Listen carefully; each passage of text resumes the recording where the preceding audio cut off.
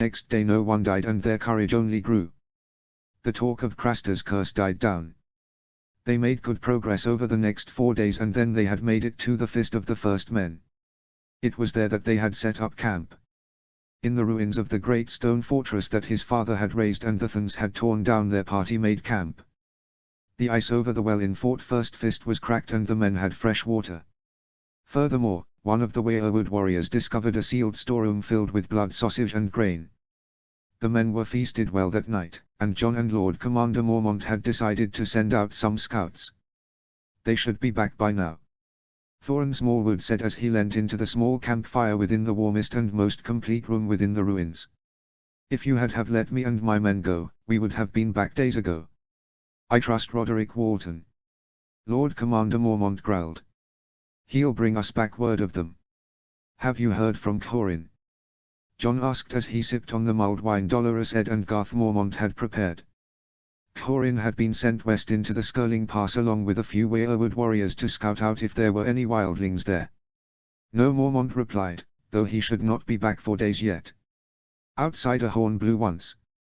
They all waited with bated breath, but it did not blow again. Someone is finally back. The Great Jon grumbled. Now we'll know where to wage our war. The door to the tent flew open and in strode Roderick Walton, great golden eagle perched upon his shoulder and his grey warwolf trotting at his heels. Of his black one, it was nowhere to be seen. We found them, he said. Thorin Smallwood leapt to his feet, while the old bear gave a grim smile.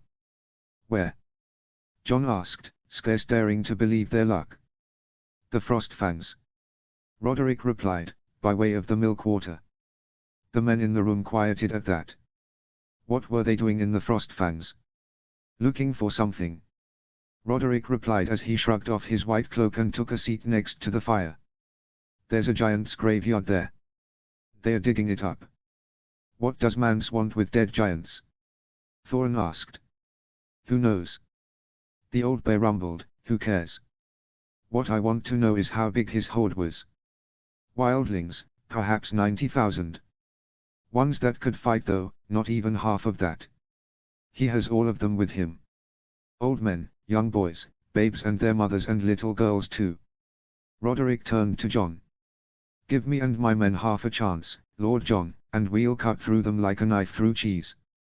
I'll slay the Turncloak myself. John shook his head at the Lord Commander of the Weirwood warriors. There will be no need for that, he told him. We will stand against them together, or not at all. We will need more men, the Great Jon said as he got to his feet. We will not be able to take on a horde of that size with what we have. He turned to the old bear.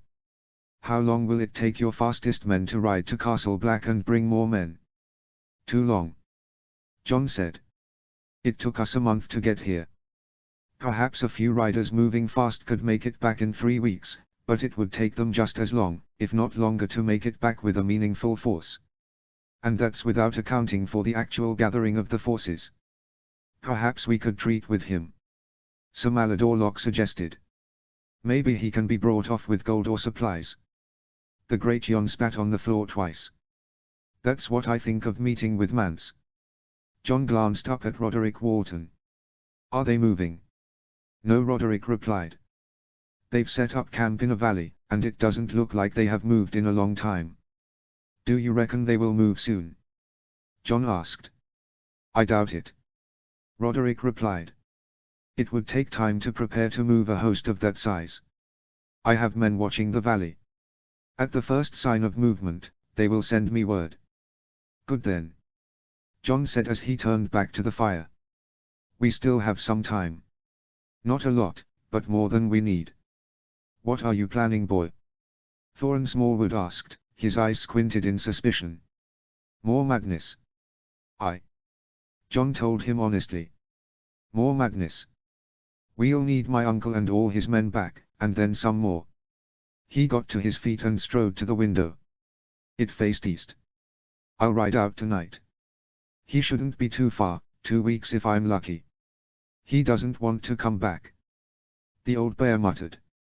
From what I remember, he called this a fool's quest. He'll come back, John replied. He has too. I'll do whatever it takes. We need him, and his men. 100 men will help, Boy Thorin told him, but it won't make much difference against a horde of that size. 100 won't. Another 1,000 will. And where will you pull these 1,000 men from? The Great Jon asked. Hardham. Jon exclaimed. The garrison of Hardham. They are made up of the finest winter wolves my father had, and they've spent years in these lands as well. We won't be able to destroy their horde, but we will break them and end all murmurings of kings in these lands for another 100 years. The room was silent. No one looked convinced. Hardham is further than Castle Black. Sir Malador argued. We'd be better off sending riders to them. It is closer. Jon agreed. And it will be quicker for a rider to get there. But it won't be quicker to march an army back. Jon ran to the map they had unrolled on the floor. Hardham has ships. We can load the winter wolves onto the ships and sail them straight up the Antler River. A week of sailing and it'll put them only a few days' march from here. Aye. The old bear agreed. That could work. We'd have what, 2,000 men at that point. Mance would not brush us aside easily. And not from here either. The Great Jon agreed. We wouldn't even have to march out to meet them. We could fortify the fist, caltrops, pits and stakes. He would lose 10 of his for every one of us, and he would still need the god's fortune to win the day. He could just march right past us though. The old bear muttered, what then? No, he couldn't. Thorin Smallwood disagreed. He couldn't leave a force as large as we are at his rear. We would be too big of a threat for him. If he ignored us, he'd find himself trapped between the brothers on the wall and the brothers at the fist. It is decided then. Jon said. I'll ride out tonight. With who though? The Great Jon asked. You won't survive these lands long by yourself. I'll take Jorge Snow and Arthur Glenmore. Garth Mormont will come too. We should make good time, just the 4 of us. I will come too. The Great Jon said. No, Jon responded. You are needed here. The more men I take from this fist, the more dangerous everyone's job becomes. This is a journey that needs be done with as few men as possible. The Great Jon shook his head, but he did not voice any more protests. Jon nodded at them all. I'll see you all in a few weeks. Until then, keep safe. With that he turned and marched out the door. He found Arthur Glenmore and Jorge Snow not far away, crouched around a campfire with a few winter wolves and 2 brothers of the Night's Watch. The son of Karlon Northstark looked up as he approached. His bushy brown beard was streaked with white with frost and his arms were tucked into the pits of his arms. Regardless though, he smiled when he saw him and raised a hand in greeting. Jon waved back, before sitting on the fallen boulder next to him. Have we found them yet? Arthur Glenmore asked. Aye. Jon replied. They are camped up in the Frostfangs, along the banks of Milkwater. How many? One of the Black brothers asked. 70,000, the scouts told me. Low murmuring filled the fireplace and a sense of despair settled over the group. I ride tonight in pursuit of my uncle and his men. Jon told the men. We will have need of him and his men before our wars are done. He grasped Jorge around the shoulders and stared Arthur Glenmore in the eye. Will you come with me, brothers? Will you ride with me? Arthur Glenmore grinned with delight and drew his sword from its sheath before thrusting it into the air. Does the High Septon worship the 7? No, Jorge replied dryly. He worships Ahura. The men laughed and Arthur looked momentarily put out by Jorge's interruption, before a grin graced his features once more and he stood. When do we leave? We ride tonight, do we not? Jorge asked. Aye. Jon replied. Tonight, before the sun has set. I mean to get a few good hours of riding in before we run out of daylight. A very sensible idea. Jorge told him. Will it be just us? Us, Garth and Ghost. Great. Arthur Glenmore replied. 4 men and 1 dog is a good number for a quest. All the Tales and Old Nan agree. It's a lucky number. No more lucky than 7 and no less lucky than 6. Jorge snorted before shaking his head. Well then, he said as he rode to his feet. Shall we ride? "Aye, Jorge," John replied. "I'll see you both at the gates within the hour." They both nodded and went about gathering the rest of their things before striding away. John nodded at the rest of the men present, before turning and seeking out the company of the last pack brothers he had left here. Surprisingly, he found Brynden Bloodstark and Smalljan Umber together. Unsurprisingly, they were both brawling. The Smalljan had a bloody nose, while Brynden Bloodstark had one black eye and blood dribbling out of his mouth. A few black brothers were surrounding them, egging them on, along with Darin Hornwood and Harry on Carstark. Smalljan swung a right hook, but Brynden ducked out of the way and followed up with a knee into his groin. The Smalljan grunted, before snapping his arm out and grabbing Brynden around the throat. "Enough!" John commanded. The black brothers turned on him skulls, before ducking their heads and slinking away. The Smalljan ignored him, only continuing to grasp Brynden by the neck. "Enough!" John said louder. The Smalljan turned and saw him, and dropped the Bloodstark there straight away. "John!" he greeted. "John!" John greeted back. "Brynden!" he said as he inclined his head at him. The Bloodstark bared a bloody grin. "Then," he slurred. "We were just hoeing them." John smiled tightly at the pair of them. "I'm leaving." Darin Hornwood started at that. "What?" he cried. "Why? We have need of my uncle," he told them. "I expect you all to be alive when I get back. Until then, Darin is in charge." Darin gaped at him, but John gave him no chance to protest. He turned and marched away. He found Garth and Ghost waiting for him by his horse when he got back. Garth had Longclaw strapped to the saddle of his own horse, while John's spare sword was at the saddle of his. "Your supplies and belongings are packed, Lord John." John nodded at the boy, before swinging astride his horse and spurring it onto the gates. At the gates he found Jorge and Arthur awaiting him, along with Roderick Walton and the Great Jon. "My lords," he greeted as he approached. "Brothers." Roderick Walton nodded at him. "Good luck, Lord John." "Godspeed to you, and all your men." John nodded and turned back to the Great Jon. "Look after all these men, Lord Umber. And if I do not return, give the wildlings hell for me, and then take your blooded blade to that fuckwit Robert calls a son." The Great Jon grinned at his first statement and burst into roars of laughter at his second. "It shall be done, my lord." John shared one last laugh with him, before turning his horse and leading his small party down the great earthen ramp that was the entrance to Fort First Fist. Ghost sprung away and disappeared into the scrub, while Jorge Snow pulled out a carven lute and put it to his lips. He began to play, and not very well either. Arthur casually pulled his bow from his back and knocked an arrow onto the string. "If you plan to play that from here to wherever the Hardstark is, I will put an arrow through your tongue, you know that, right?" Jorge scowled at him, but put the lute back in his pack. John smiled. It was good to be away from the mass of men and back with those he knew best. 2 weeks riding lay before them now, 2 weeks of bliss and peace, and then 2 moons of war. John only hoped he would prove to be the one who could conquer this king beyond the wall. He wouldn't be the first Stark to die at a wildling's blade after all. And if Craster had taught John anything, it was that wildlings were not the worst things that prowled these woods. Notes. Please leave me a comment, and let me know what you think of this chapter. Chapter 30, Davos 2, Storming Storm's End.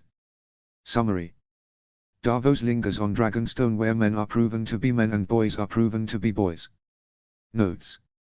Finally got round to updating. Sorry for the delay, but with the way the world has been spinning lately, haven't been feeling very inspired. Thank you to those who stuck with this and continue to. Enjoy this, and I'll try to upload a new chapter within the next week. See the end of the chapter for more notes. Chapter text. Madness. There was no better word for it. Madness. You cannot be serious, Your Grace. He is an usurper. He is your brother, your own blood. King's Landing is by far the greater prize. We'll never take King's Landing with this army. Around Stannis the tumult raged on. Stannis himself was a man of iron, unflinching and unmoving amongst the storm of voices. They all raged and screamed and argued. Davos did not utter a word. He was one of the few who did not. The only other silent ones were Torrhen Snow, his own son Allard and the Red Woman. Everyone else saw fit to put their 2 bobs in though. They could not see what Davos could though. Stannis had set his course, and he would not be bent from it. If hands and lords and knights could not bestir this king from the course he had set, what hope had a smuggler? At last, the Red Woman rose from her seat and added her voice to the tumult. No doubt it was her whose plan this was. Victory will be ours. Her presence seemed to dominate the room, and the ruby on her neck glowed with the light of fire. I have foreseen it in the flames. To this the king's men jeered, while the queen's men cheered. Fuck the flames. The bastard of Night Song called, and fuck the red whore too. Davos did his best not to smile, while Torrhen roared with laughter. Roland Storm was a good man and true, but sometimes he was, as all bastards are, hot-headed. Stannis rose at his words. Silence. His voice was like the crack of a whip, cutting through the chaos of the council. He stood and looked out at his retainers and advisers. His hands were set upon the painted table, his jaw clenched. Storm's End will be ours.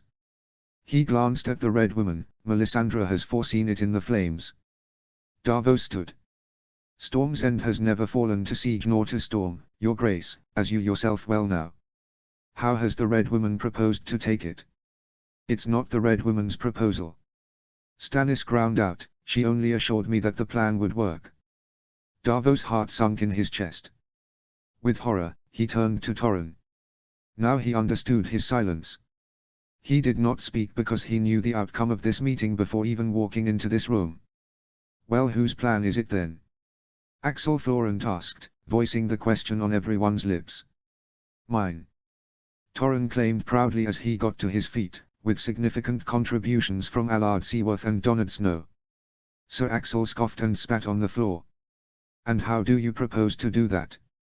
He scorned him. I pray you remember the name of that place, bastard. Davos could not help but agree with the Castellan of Dragonstone. Davos knew better than most what would greet Torrhen, Allard and their great fleet there. They would find naught but grief and death there, and that was if they were lucky. I am the first storm and the last. Torrhen replied as he drew himself to his full height, I am many things, Sir Axel, and if I say that Storm's End will fall, Storm's End will fall. The Red Lady herself has foreseen my victory in the flames. The Red Woman cleared her throat.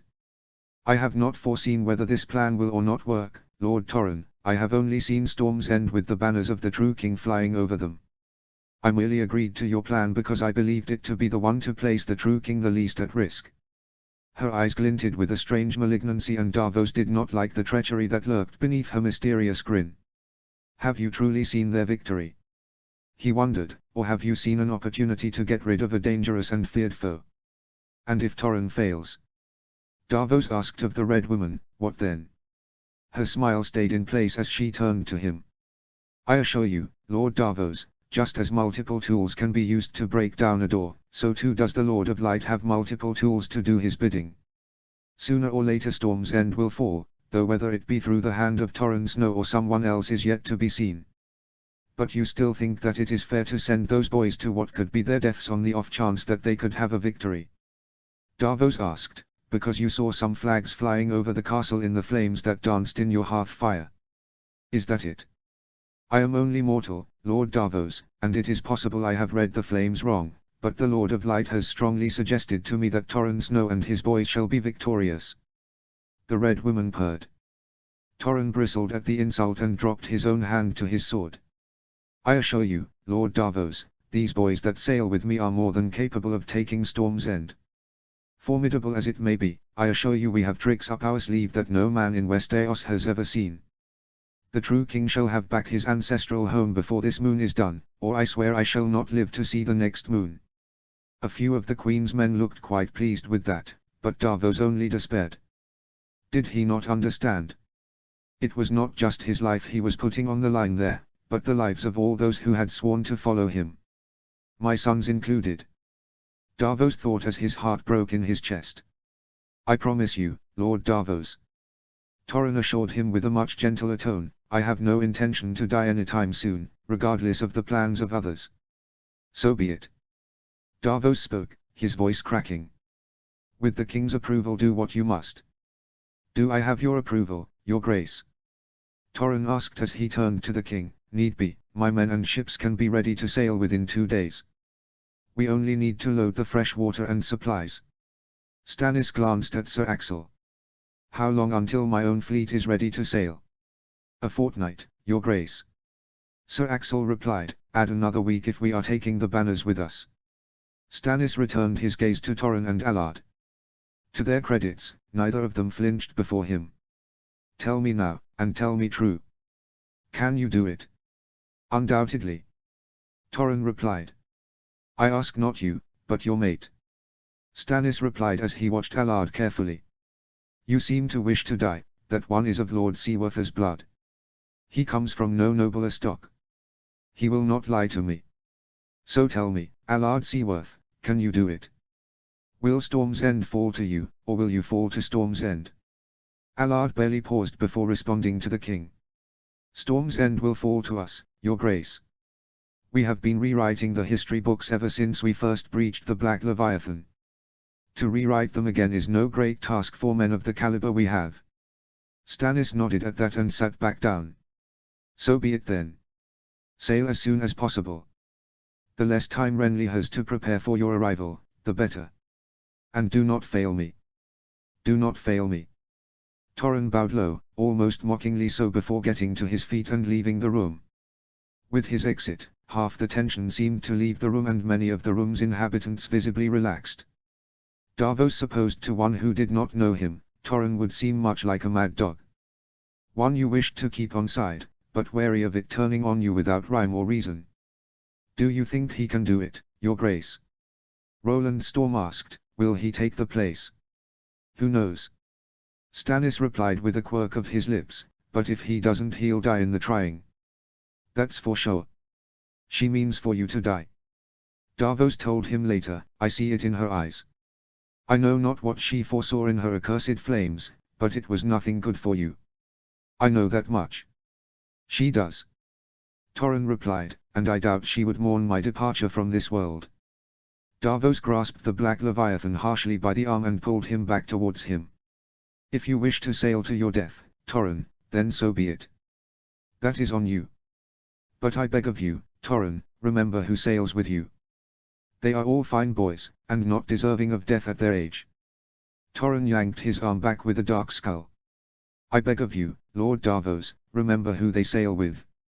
I am the bastard of the Saltsmore, Kinslayer and Kingslayer, captain of the Black Leviathan, king of the Stepstones and lord of the whole of 100 hulls. I sail the greatest ship ever seen on the narrow sea. The Red Lady fears me, and so too she should. Just as she has foreseen the fall of Storm's End, I too have foreseen her death. Davos stepped back and watched the young captain warily. Magic still made him uneasy. Yes, Lord Davos. He said as he stepped forth, I have foreseen her death, just as she has no doubt foreseen mine. She foresees mine in the flames, and I foresee hers in my dreams. Just as I have also seen Storm's End fall to me. She intends for me to die, that is true, but I intend to live.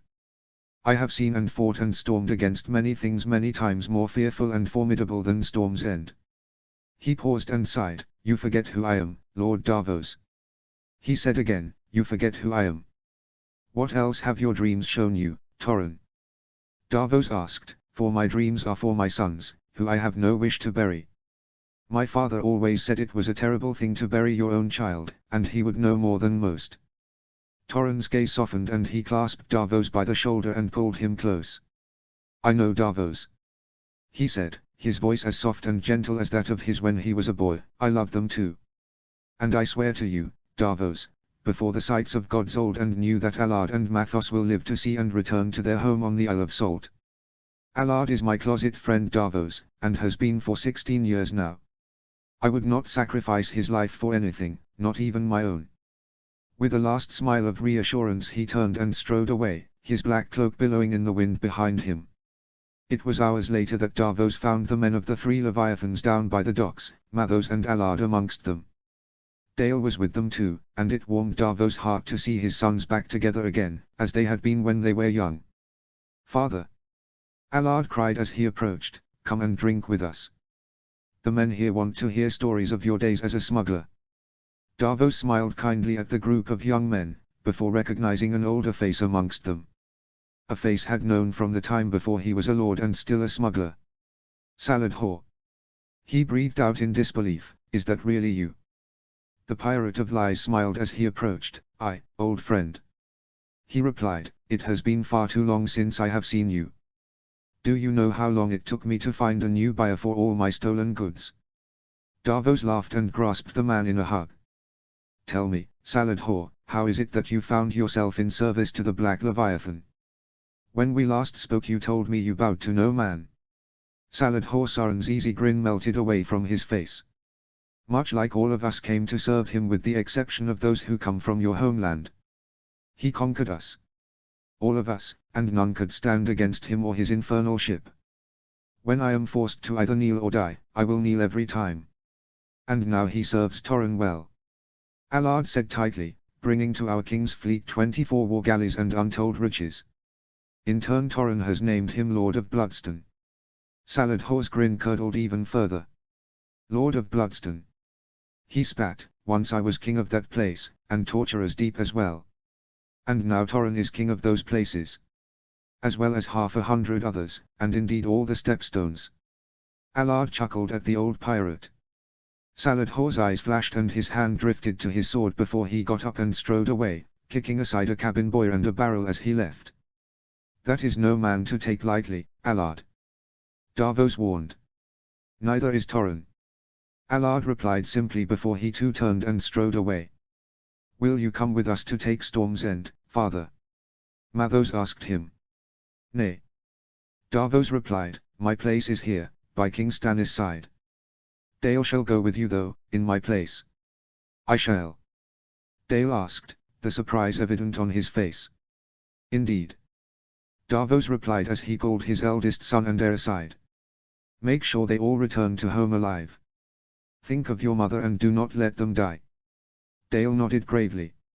"It shall be done, father. I promise." "Good." Davos sighed as he hugged him tight. "Look after yourself as well." "I will," Dale replied. It was a moon later that Davos himself arrived at Storm's End in the presence of Stannis with all his gathered power behind him. As they rounded the cape that hid Storm's End from view, not a man breathed easy. They had heard nothing from Torrin since he had left Dragonstone with all his fleet, and none knew if they had even made it or had succumbed to the storms that plagued the area. If they were sailing to friends or to enemies no one knew, not even the Red Woman who lingered by Stannis' side even now. Storm's End at last came into view and everyone searched the towers for a hint of a banner.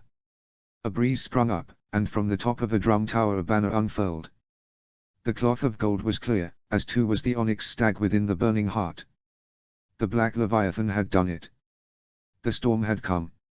And Storm's End had fallen. Notes. Leave me a comment and let me know what you think. Next chapter is going to be a Tyrion or Robb one, I think. Chapter 31, Robb 3, The Summer Storm. Summary. News arrives in the reach of what's gone down in Storm's End. Robb and Margaery have a chat. Notes. Long time no see. Gonna be totally honest. I sort of lost a lot of the finer plot points of this story, so things might seem a little disjointed at times, but I've still got the major overarching plot in my head. I've got the next 7 chapters of this fully finished and are working on the rest. I'm gonna try and release 1 chapter a week from here on it. Ideally I would like to finish this work, but I also recognize that I've got a lot of writing to do if I want to, and I might not make it. Gonna continue to upload for now and just see how I go. Chapter text. It had been a week to the day when the news arrived that Storm's End had fallen. The Black Leviathan himself, Robb's old pack brother, had done the foul deed. He came in the night, the messenger said through stuttering teeth. Outside a storm raged.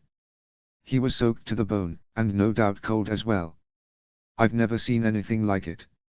Like what? Olenna Tyrell bit out, "Quit your dithering, boy, and tell us what you saw." 3 ships, larger than any I've ever seen before. We don't know when they arrived or how they got in. The gates were barred, the drawbridge drawn, but they were there. The Leviathan led them with his horrid thick blade. They must have scaled the walls. Sir Baylor Hightower stated. There is no other way in. Scaled the walls of Storm's End. Lord Penrose asked in disbelief. That is impossible. Have you ever seen the place, sir? Sir Baylor fixed the Storm Lord with a cold eye. Nay, sir. He replied, but how else would they have gotten in? Maybe Lord Stannis told them of a secret entrance. Mace Tyrell suggested. Yes. Lord Penrose mused as he clicked his fingers, that must be it. Stannis held that castle for a year against the might of the Reach. There would be few alive who would know it better. The mention of the disastrous siege of Storm's End brought a few smiles to the faces of the Stormlords while Mace Tyrell shifted uncomfortably. A secret entrance and scaling the walls of Storm's End. Olenna Tyrell scoffed, are you all hearing yourselves right now? Mother. Mace whined at her. Don't mother me. She snapped back. What does all your speculation matter? The deed is done, the milk spilt and Storm's End has fallen. Olenna had browbeaten her way into these meetings, a fact that Robb was most amused by. As far as he knew, women were not permitted in the war councils of the South. What do we do now? Someone asked. King Renly must return. One of the Stormlords said. We must reclaim our homes. And what of our homes? A Reclord bit back. Shall we just leave the Ironborn to reave and reap as they please? Our king has lost his ancestral home. Lord Penrose scoffed, what good is a king without a castle? Renly must return. Storm's End must be retaken before we do anything else.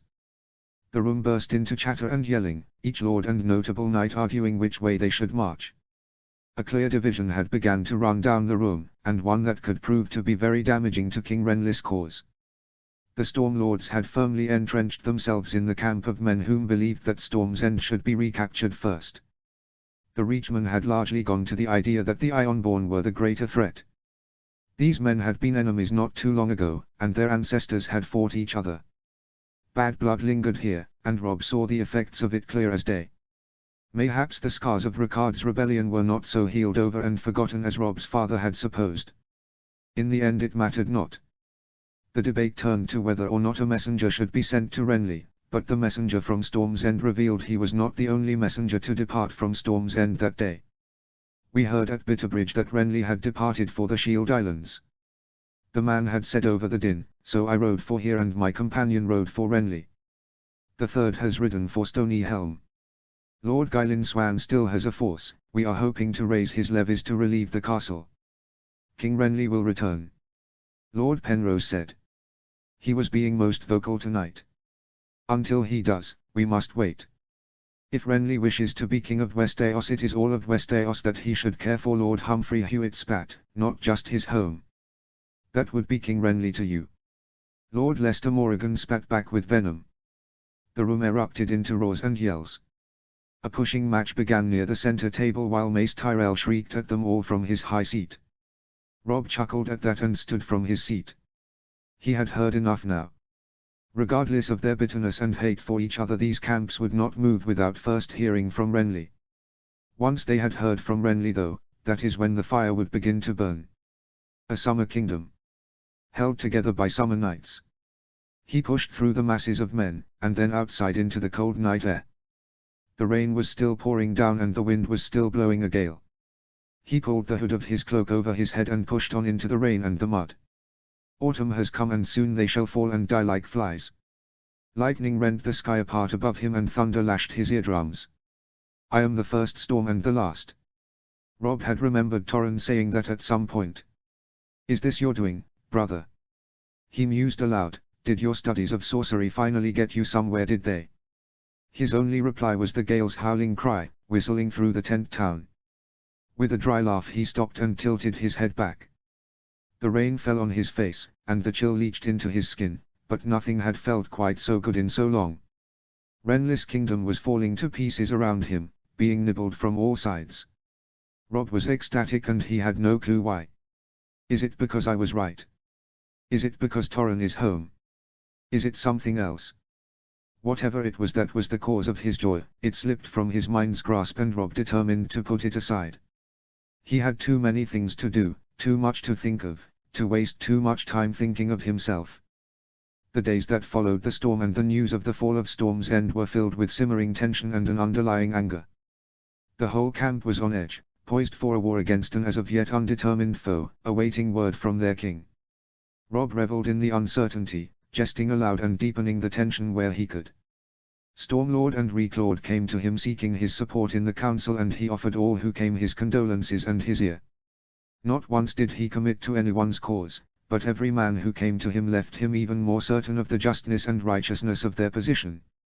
On the third day, in the late hours of the afternoon, Queen Margaery herself came to speak with him. "Lord Robb." She greeted him, her handmaidens trailing along behind her. "My ladies," he replied with a bowed head. "Have you come to explore the camps?" "No," Margaery replied shortly, "I've come to talk." "Well then please," Robb said as he extended his hands around. "Take a seat and let us talk." They sat by the fire as her handmaidens made themselves at home around his men's camp, greeting and speaking with all of his men in turn. "Can I offer you food or drink, my lady?" Robb asked. "No," Margaery replied, "I hope not to be here long."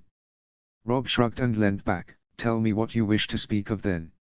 For a while they sat together in silence, as Margaery seemed to gather her thoughts. Eventually she spoke. "I've been thinking on our talk the other night, on the hill. And you are right. Stannis is a formidable enemy to have." Margaery began, "and the Greyjoys have a certain low cunning about them too. If we faced them alone, I would be confident in our ability to defeat them. Yet we must face them both at the same time." Margaery's voice grew small and she glanced about furtively. "It is a challenge I am not sure we can overcome." Robb hummed in agreeance and stared into the flames of the campfire. "My lady," Robb began carefully, "forgive what must come across as brashness, but what drove this idea? Did you truly think this kingdom would last?" "We did."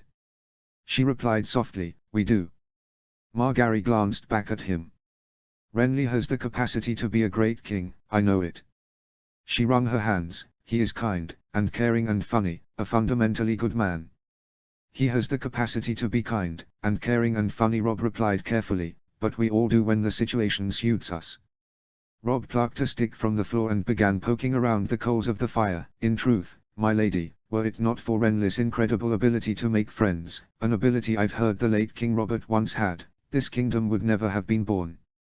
Do not misunderstand or mistake Renly for anything other than what he is, an usurper. At best he stole his throne from his brother, at worst he stole it from his deceased brother's son." Robb sighed heavily. "There is no honor in that, nothing good about it all." He felt and heard the misery that poured off the young queen. "We all know the truth of Joffrey. Lord Arryn called him ill-born, it was the truth he died for." Robb raised a brow at her. "The status of Joffrey's birth does not exclude Stannis' claim." Margaery did not reply. For a moment they sat in silence, the crackling of the flames and the low chatter of conversation around them their only companion. "You sound like you are in support of Stannis' claims, my lord." Margaery said lowly as she stared into the flames, "Is that your lord father's wish as well? To see Stannis rule over us?" "We have no stake in this war yet." Robb replied blankly. "And my own opinions on the war and the throne do not matter. Only my father's, and if not his, then my brother's. Tell me true, Robb." Margaery replied as she turned to him, fierceness entering her gaze. "Who you Northmen are truly backing? Do you think we are all so blind to the moves your father has made?" Robb frowned and stared right back at her, defiance in his gaze. "What moves, my lady?" She scoffed at him.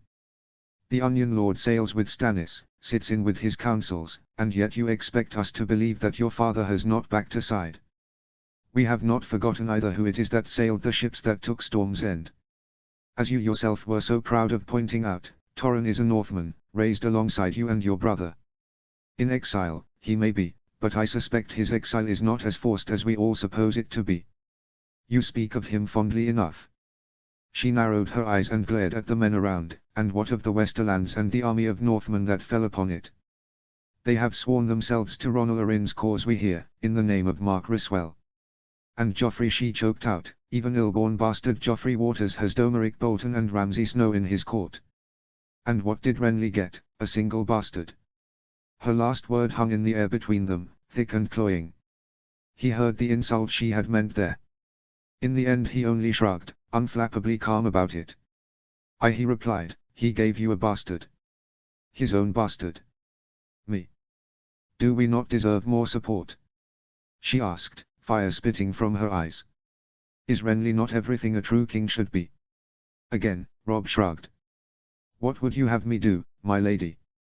He asked. I have no name, hold no lands and command no armies. Help us. She beseeched him as she grabbed his hand. Your word would have weight, your fealty would bring support. Robb smiled bitterly at the queen of this summer kingdom as he pulled his hand away. I am but a lowly bastard, my lady. Margaery sighed and shook her head, relapsing into silence. Why did you come here, my lady?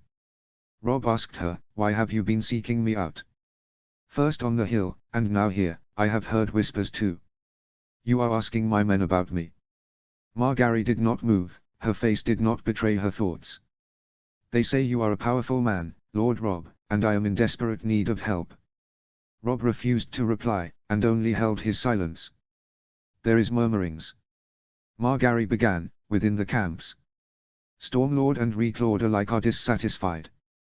It seems our little summer kingdom is coming to an end. Renly's queen smiled sadly as she looked up at him. Winter is coming. Robb stirred at this. Winter is coming. We thought Renly would have gathered more support than this.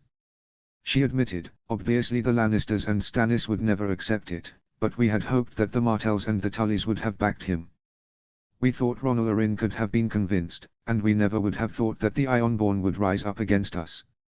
No plan survives first contact with the enemy. Robb replied.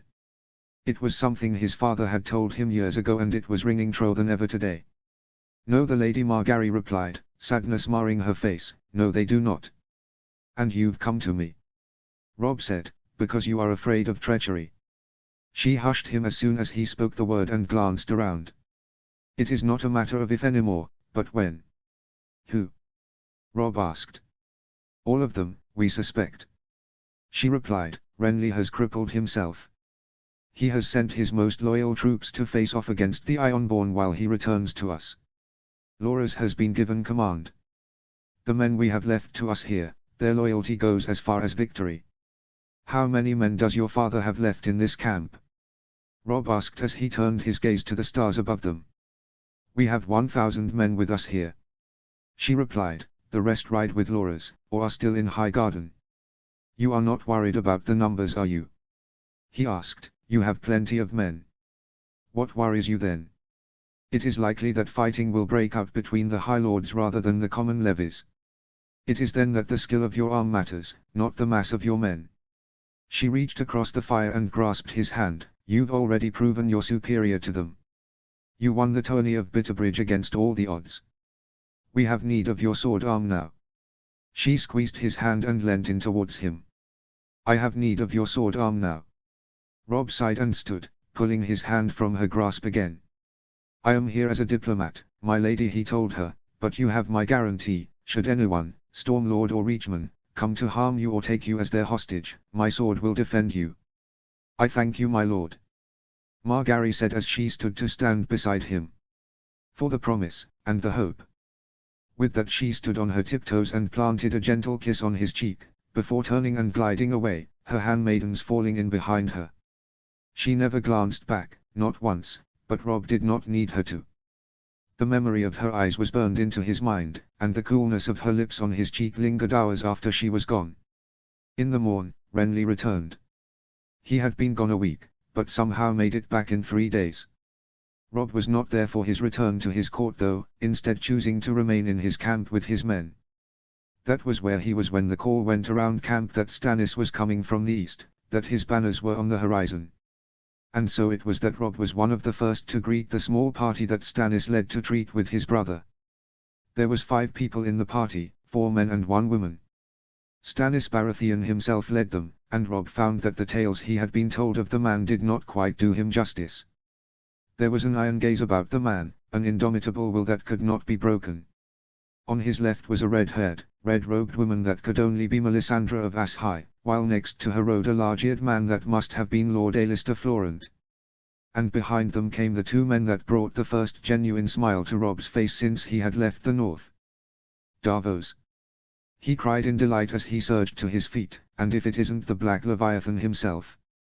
Chapter 32, John 8, The Corpse That Lived. Summary. John and Co meet trouble beyond the wall. Notes. See the end of the chapter for notes. Chapter text. The child's corpse was a confronting sight to see. Was it not for its pale skin, its lips so blue, and if not those unseeing eyes that saw everything, John would have been fooled into thinking the girl had just fallen asleep there. She could not have been more than 6, younger even than Alaric. Those eyes would haunt him long after they buried her corpse, John knew. They were so blue, they almost seemed to have a glow about them. The frost must have gotten her. Jorge said, ever the voice of reason. No, Quiver replied emphatically, she moved. I saw them all move.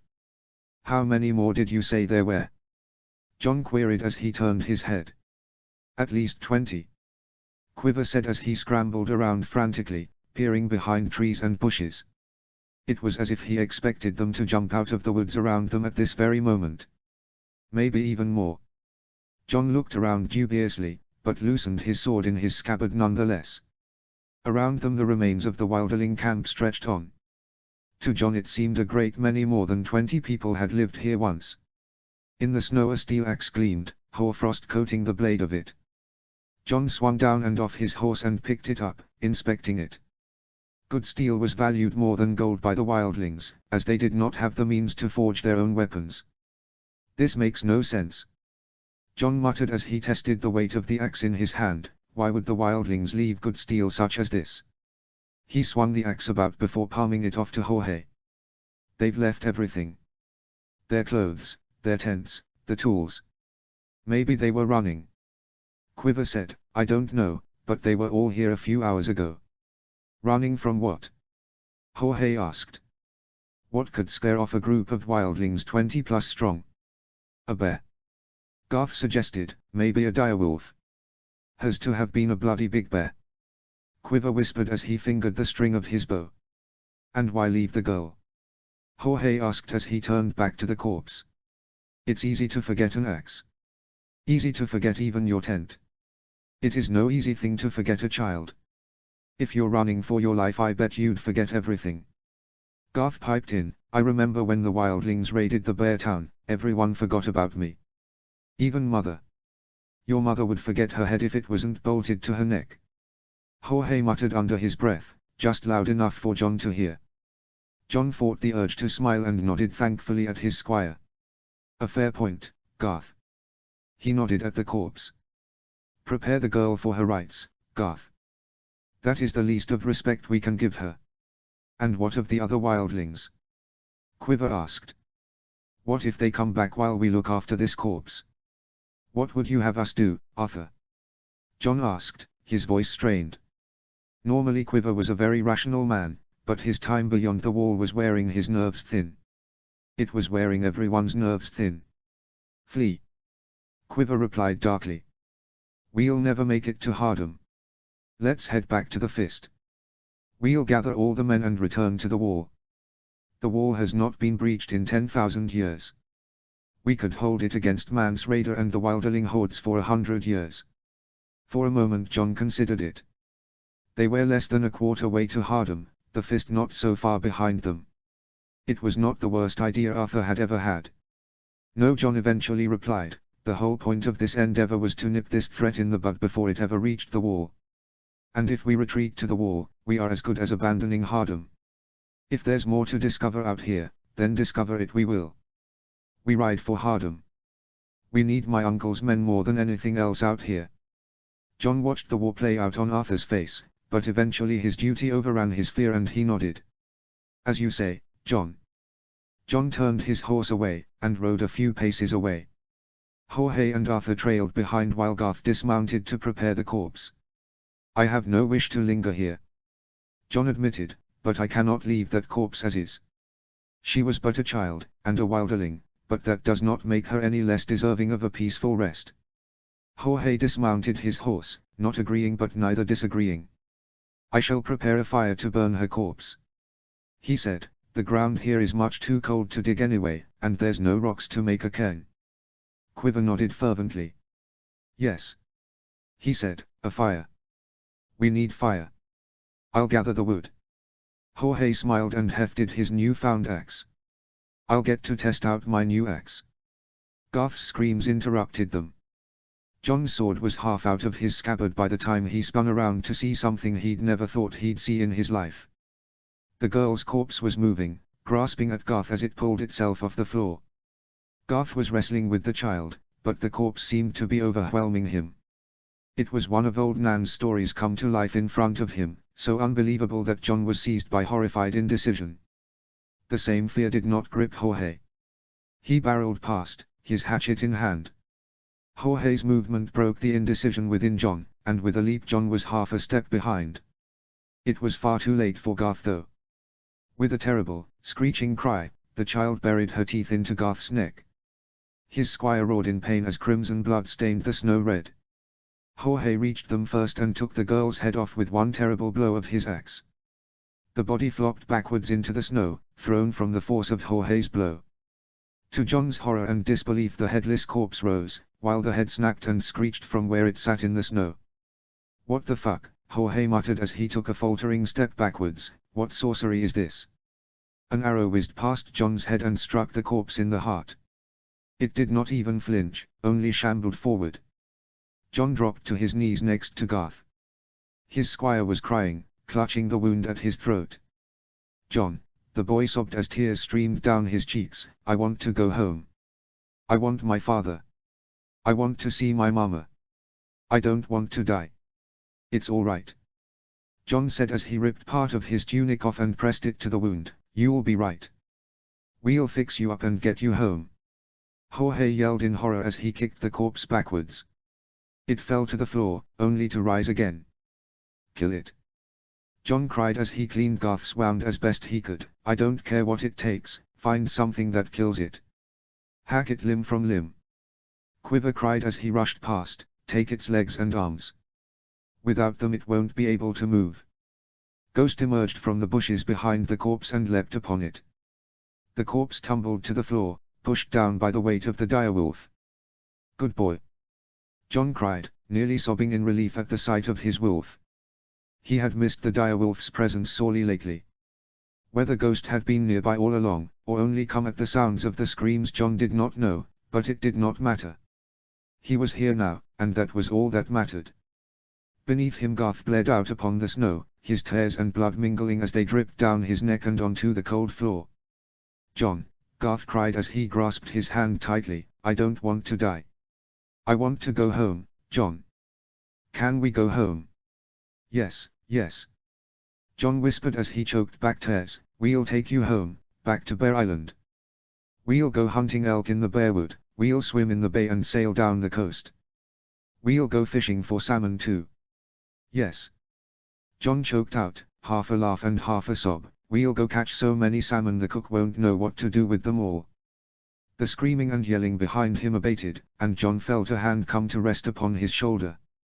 Quiver knelt beside him with bandages and dressings and went to work.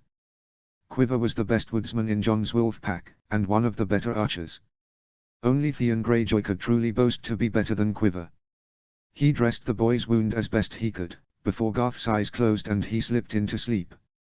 Quiver turned to John then. There is not long left now, John. The girl bit through nearly everything. There was so much blood. Blood everywhere. John's hands were coated in it, and the snow was stained so red he could scarce it had all come from just one boy. A tear slid down John's cheek. The thought of bringing only Garth's bones home to Lord Jorah haunted him. It would break the man, John knew. John turned his head, mind turning back to the corpse. What happened to the girl?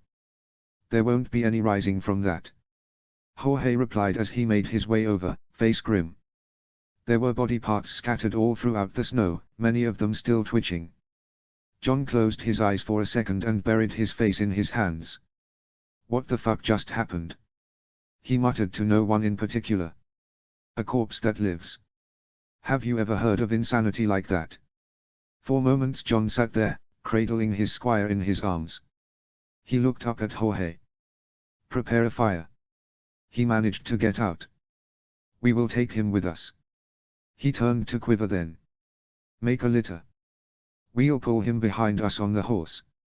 John. Jorge said quietly as he came to rest a hand upon his shoulder, there is no coming back for Garth. We all know it. We would be better served preparing a grave, or a pyre. He comes with. John hissed out through his tears. John. Quiver's warning cry cut through his grief sharper than any knife. John looked up. To the north of them, on the edge of the tree line there was a set of shining blue eyes burning into the dusk. Then there was another, and soon enough the whole tree line was filled with them. John clambered to his feet, Garth's corpse forgotten. Run! He whispered hoarsely as he staggered away. Run, he yelled, as they all bolted for the horses. John threw himself into the saddle, lashed Garth's horse to his own and then spurred the animals away. Behind them the hill came alive with movement as what must have been 100 corpses clambered after them, eyes shining blue. Notes. Next chapter should be up within the week. Springing from this chapter comes an interesting subplot that I can work in or not depending on audience interest. Jorah Mormont will obviously be very cut about his son's death and could possibly be driven away from the north because of it. If that interests you let me know, otherwise I'll leave him a loyal bannerman of the Starks. Till next time. Chapter 33, Tommen 2, Lessons to be had. Summary. Tommen learns some lessons. Notes. I hate the Viserys arc and wish I'd never written it. Please, I don't want to hear about how unrealistic this is or how he's got plot armor. Yes, I know. Good news is there's only 2 chapters left in the Viserys arc, so it'll all be over soon. See the end of the chapter for more notes. Chapter text. It was on the plains outside of White Harbor that Tommen first saw the enemy. There was not so many of them as he had expected there to be. When Lord Stark had gathered his army on the plains outside of Winterfell, it had seemed that half the world had gathered to rid the north of the Targaryen scourge. That camp had stretched further than Tommen could walk and as far as he could see. This camp seemed pitiful in comparison. Lord Stark spurred his horse forward, pulling the Mirish spyglass he carried to his eye. How many men did the scouts say Viserys landed with? His advisors glanced among one another. 16,000, I believe. One eventually responded. Jaime Darkstark stirred on his horse, his eyes as dark as his name. Only the Clegane brothers scared Tommen more than this man. Tommen had never seen him smile, never even seen him smirk. Is the beggar prince with them? He asked, his voice hungry. Have we found him yet? Lord Eddard glanced over at the Darkstark uneasily. No, he replied shortly, he has escaped us for now. Shame. Jaime said as he sat back in his saddle. And has Lord Bowen given us word yet from inside any of the camps? The diminutive Cranogman who hung at the back of the group edged his way forward, throwing the Darkstark a glare. I've said it once, I'll say it again, this will take time. I've got eyes in the camp in front of us and that is it for now. And what have you learned, Bowen? Artos Stark spat from his horse. Artos and Bowen Blackmyre did not like each other, not since the incident in the Godswood. Little men and little boys do not get on had been Sir Oswell's way of describing things. Artos. Lord Stark warned, you will speak with respect when addressing Lord Bowen. I told you before that now is not the time for disunity. When the snows fall and the white winds blow. Artos whirled on his father, eyes blazing, but Lord Stark would have none of it. Say another word, Artos, and I'll send you back to your mother. Artos' face flushed a deep crimson and for a long second, Tommen thought that Artos meant to try his father's wrath, but in the end Artos bowed his head and rode away. Only once he was gone did Lord Stark open his mouth again. Bowen. He said, what word have you from within the camp? They are led by a Volantene captain, a certain Carvono Garys. He said, his orders are to besiege and take White Harbor, and I've received further word that he has specific orders to capture the Mandaeli girls alive. Viserys intends to leverage them as hostages. 4,000 men to take White Harbor. Lord Bolton whispered, forgive me for stating the obvious, my lords, but either we're being duped or Viserys Targaryen is perhaps the most incompetent fool on this side of the narrow sea. He landed in the north, didn't he? Lord Jorah Mormont pointed out, the first enemy to do so since before the conquest. He can't be that incompetent. I wouldn't rule out incompetence just yet, Oswald muttered. We mustn't forget who his father was, and I've always said that incompetence falls upwards. Have the scouts found any other armies around? Lord Stark interrupted. Is there any sign of these missing 16,000 men? Has there been any reports of Viserys anywhere? There is a force some 4,000 strong to the east of us. Bowen replied, and as to Viserys, not as of yet at least. I don't have as many eyes here as I would like. Just what we brought from Winterfell. Lord Stark nodded. That I understand, but understand this. He turned a withering gaze upon Lord Bowen Blackmire. In the future, this will never happen again. Once Viserys is dead and his armies are scattered to the winds, then answers will be demanded of us on how this happened. On that day, there must be men to take responsibility. I expect your name to be amongst the first to do so, Lord Bowen. Do you understand? Lord Bowen bowed his head in deference to his liege. I do. Good. Lord Stark replied, and let me tell you now, Bowen, that today will be the last time you bring me excuses. From here on out, I will have answers from you and your men on what I ask. Not one step backwards from here, not one secret slipped by. Bowen raised his head, his eyes burning. I will not fail you, my lord.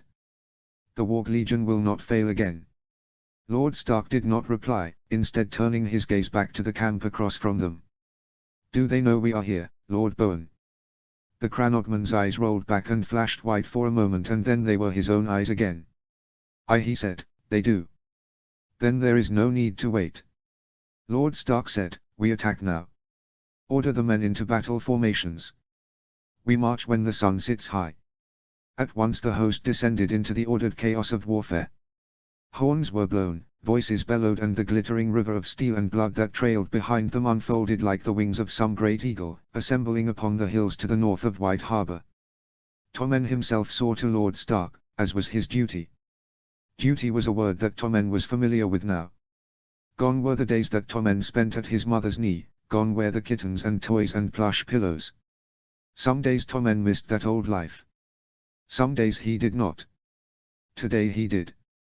Lord Stark, he said timidly when all the others had gone and it was just them overlooking the battlefield, what if we lose? The Lord of Winterfell turned his gaze upon his squire. Tommen had never felt as small as he did in that moment. We will not lose, Tommen, Lord Stark replied, not against foes like these in my own lands. The cost to repel them may be high, but we will not lose. The Lord of Winterfell scoffed as he beheld the battlefield. A lesson is to be had here, Tommen. He raised his hand and pointed out the camp across from them. Arrogance has doomed them. Lord Stark said, had they stayed together, kept the army as one, they may have had a chance in taking White Harbor and prolonging their war for just a little while. They would have lost, but the cost to us would have been higher. This Viserys fancies himself as a master tactician, it seems. Lord Stark looked back at him. Time to disabuse him of that notion. He might find the trap he's set will fail miserably. Trap? Tommen asked, confused. There's 4,000 men to the east and 4,000 men down there. Lord Eddard replied. Viserys meant for the Mandaealis to engage with this force before his reserve swung down to break the Mandaealis. If it wasn't to be them, it was to be us. Lord Stark clenched his gauntlet-clad fist. They should have brought more men if they meant to beat me. To left and right the northern army stretched like wings of steel and blood, pounding with horses and men. Banners fluttered in the wind, and the rows of freshly polished weapons and armor glistened in the sunlight. Never had Tommen seen a sight so glorious. Lord Roose Bolton and Lord Jorah Mormont rode in from each side. We are ready, my lord, said Lord Jorah. As are we, said Lord Bolton. Then let us end it, Lord Stark said as he pulled his helm over his head. Blow the horns, Thorin. Thorin Oakenstark raised his gilded horn to his lips and blasted thrice. As one the army began its first tottering steps forward. Bolton and Mormont dashed away to join their troops. Lord Eddard turned to the Oakenstark. Take the Karstark cavalry and your own infantry and guard the flank to the east. The dwarf nodded at his liege. You only need to hold until we're done with the rabble down here. Lord Stark continued. Then I'll march the whole levies over to crush them too. The Oakenstark nodded and like the others dashed away to do as he was bid. Tommen, came Lord Stark's last command, you are to stay with the men of Ironrath. Lord Gregor Forrester is in command of the rearguard. Listen to what he tells you and follow his commands. Take no risks. With that Lord Stark was gone, and moments later the army was too. Next to only Lord Gregor, the battle seemed so far away. The armies crawled towards each other at a snail's pace it seemed, before the glittering ranks of men descended into a chaotic crush. Sooner or later, Tommen began to notice men starting to flee from the back of the Targaryen army. It began as a trickle, but soon enough was a full-scale retreat. Once it began, half the army turned about to support the Oakenstark whom was just beginning to engage with the other host, while the rest of them ran down those who fled. Once the true fighting had begun it all seemed to end so terribly quick. Once it had ended, Tommen found himself back by Lord Stark's side, trailing behind as he walked the field of battle. This is the duty of a good commander, Tommen, he said as they walked, to walk the field of battle once it has ended. To look upon those that died on your orders, and died for your orders. You must understand the gravity of war, the finality of death and what it is you send your soldiers into. A commander who does not value the lives of his men will not be valued by his men. Should your men not value you, they will not fight for you when the time comes. When they found the corpses of Northmen, Lord Stark prayed a silent prayer and gave them their last rites. Where they found the corpses of the sellswords and Isozi, Lord Stark looked upon their faces and inspected them gravely. The battlefield was a terrible place. Corpses were strewn across the ground, blood and viscera so thick in some places that it coated the grass red. The smell was worst of all, worse even than what King's Landing smelled like. It was not just men that had died either. The corpses of horses were there too, and even some wolves. Worse was finding the dying animals. They still screamed and thrashed. Tommen found listening to that harder than listening to the battle when it was going. What came after was worse. The battlefield was a terrible place. Never had Tommen seen a sight so terrible. Notes. We getting there. Not sure who the next chapter is gonna be about, either Davos, Robb or maybe even Viserys. Chapter 34, Viserys 4, The Wolf Within the Walls. Summary. This one will be controversial, but bear with me. I'm trying to get the Viserys arc over with ASAP. This is the second last chapter before it's done. I was gonna write the story of how Viserys made his way from Widow's Watch to Winterfell, but it's not relevant. Viserys has the help of a rogue warg and a red priest which he has used to sneak a small band of men through the north and to Winterfell. Notes. See the end of the chapter for notes. Chapter text. My lady. Viserys greeted her as she emerged from her dressing chambers. The maid beside her screamed in terror, before falling into a faint. Viserys snorted in wry amusement as his men laughed.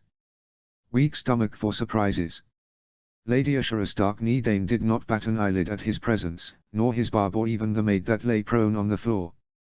You've aged since I last saw you, was all she said to him, as calmly as if they were discussing the weather. Viserys tilted his head. I can't even remember you. He replied honestly, I do remember your brother though. I was always so enamored with him as a boy. Sir Arthur Dayne. Viserys laughed bitterly. The news of his betrayal, that betrayal stung deepest of all of them. I always thought he would fight to the very end, no matter how bloody that end would be. Viserys stood and walked forward. Where is your brother, Lady Stark? Ashera shrugged. Why do you ask, sir?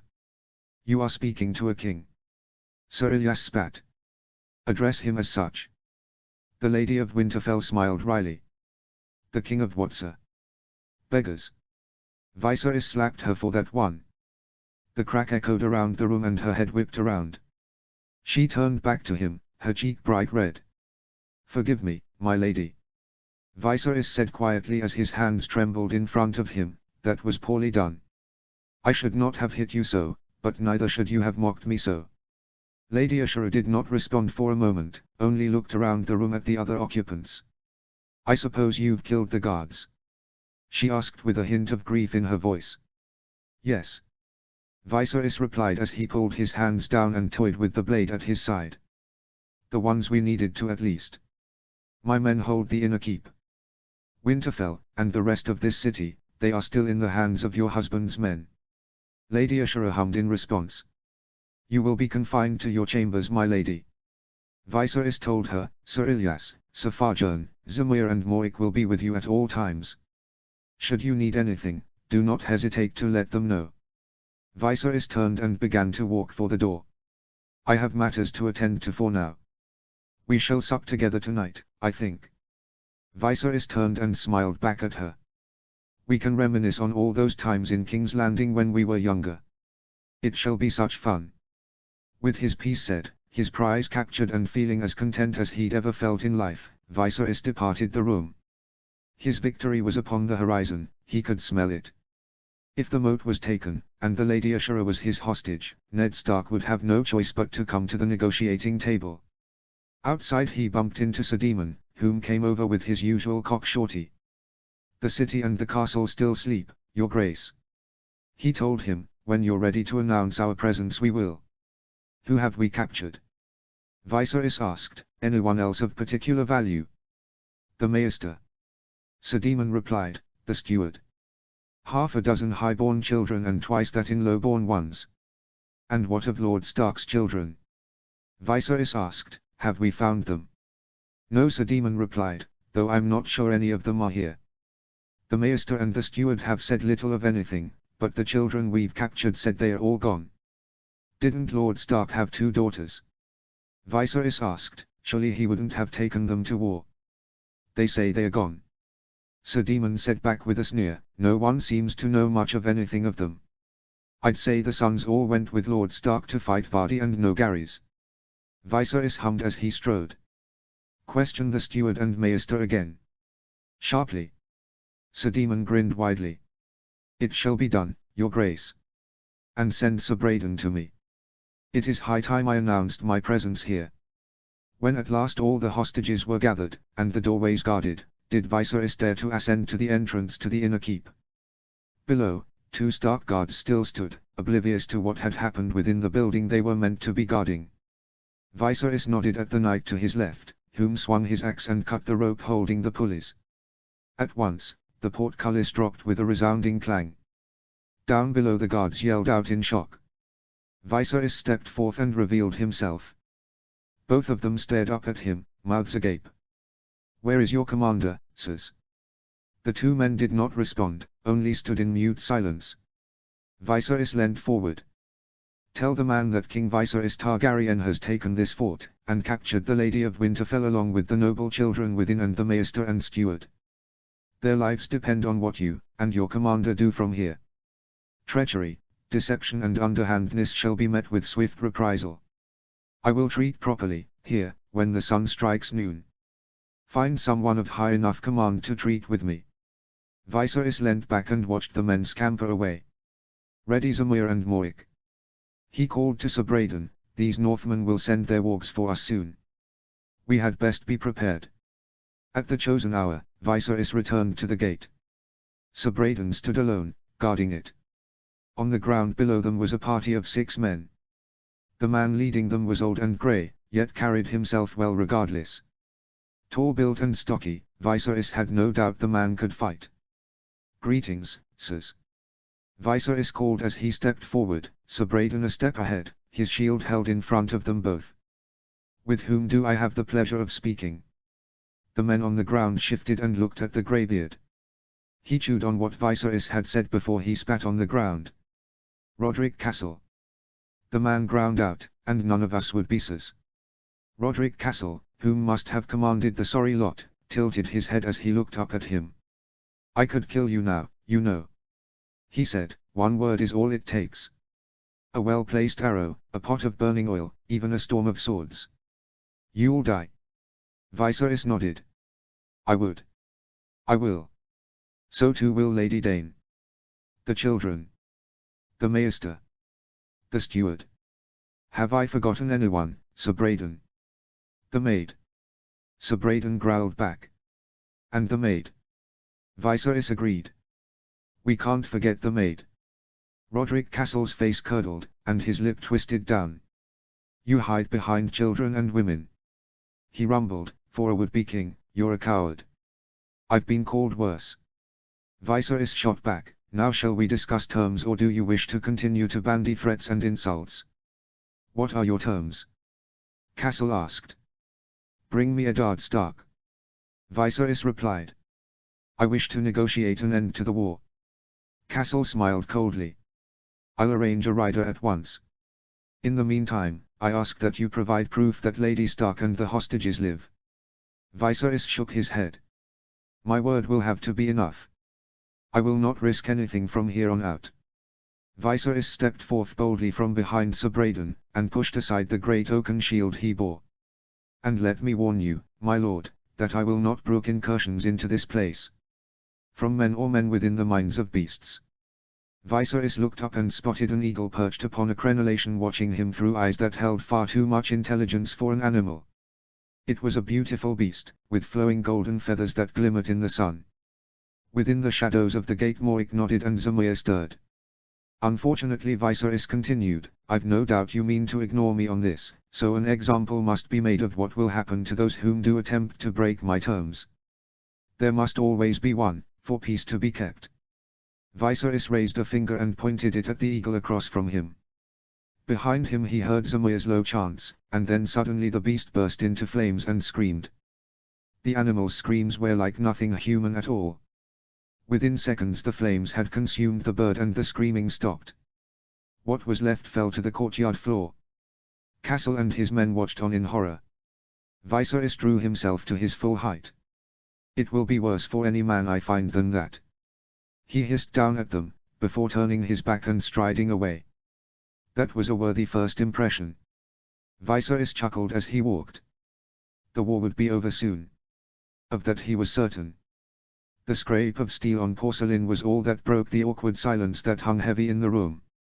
Lady Ashura sat across from him, her food barely touched. Are you not hungry, my lady? Viserys asked. She glanced up at him, her mouth set in a line.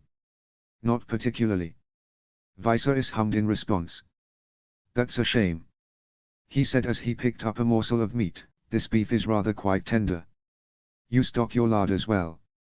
Your cellars as well. This is a fine vintage. Dornish, correct.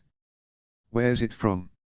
Its color says to me it's from Urinwood, but the taste, that is all the lemonwood. It's a Dane wine.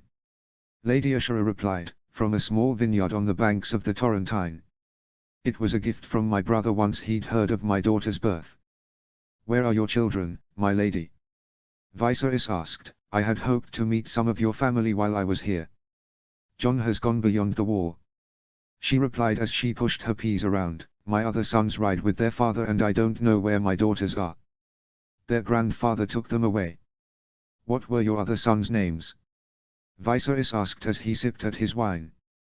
Jon was the eldest, but the other two, I don't think anyone ever told me their names. Lady Ashura glanced at him with pursed lips. Her face was blank, but Viserys thought he could see the beginnings of panic in her eyes. Artos is my middle son. She replied evenly. He's a true Stark, that one. The Lady of Winterfell laughed lightly and picked up her wine glass. So bold, so brave, even as a little boy. He never knew when to stop. And the other one? Ashura Stark looked up, her smile still on her face. Alaric. She said calmly, my little sour Alaric. Oswell once said that life gave him lemons, and Alaric started sucking. He has a sense of humor though, just one that exists beyond most other boys his age.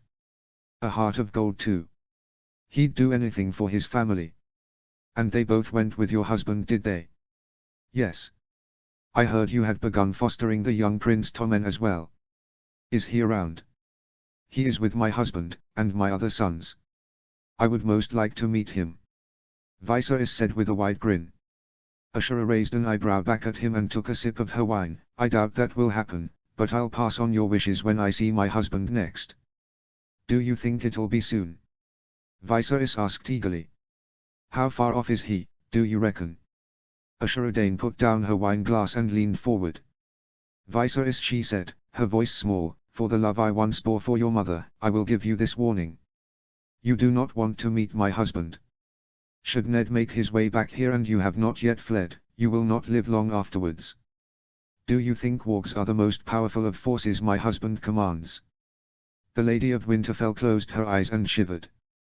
There are paths open to my husband that are not open to kings.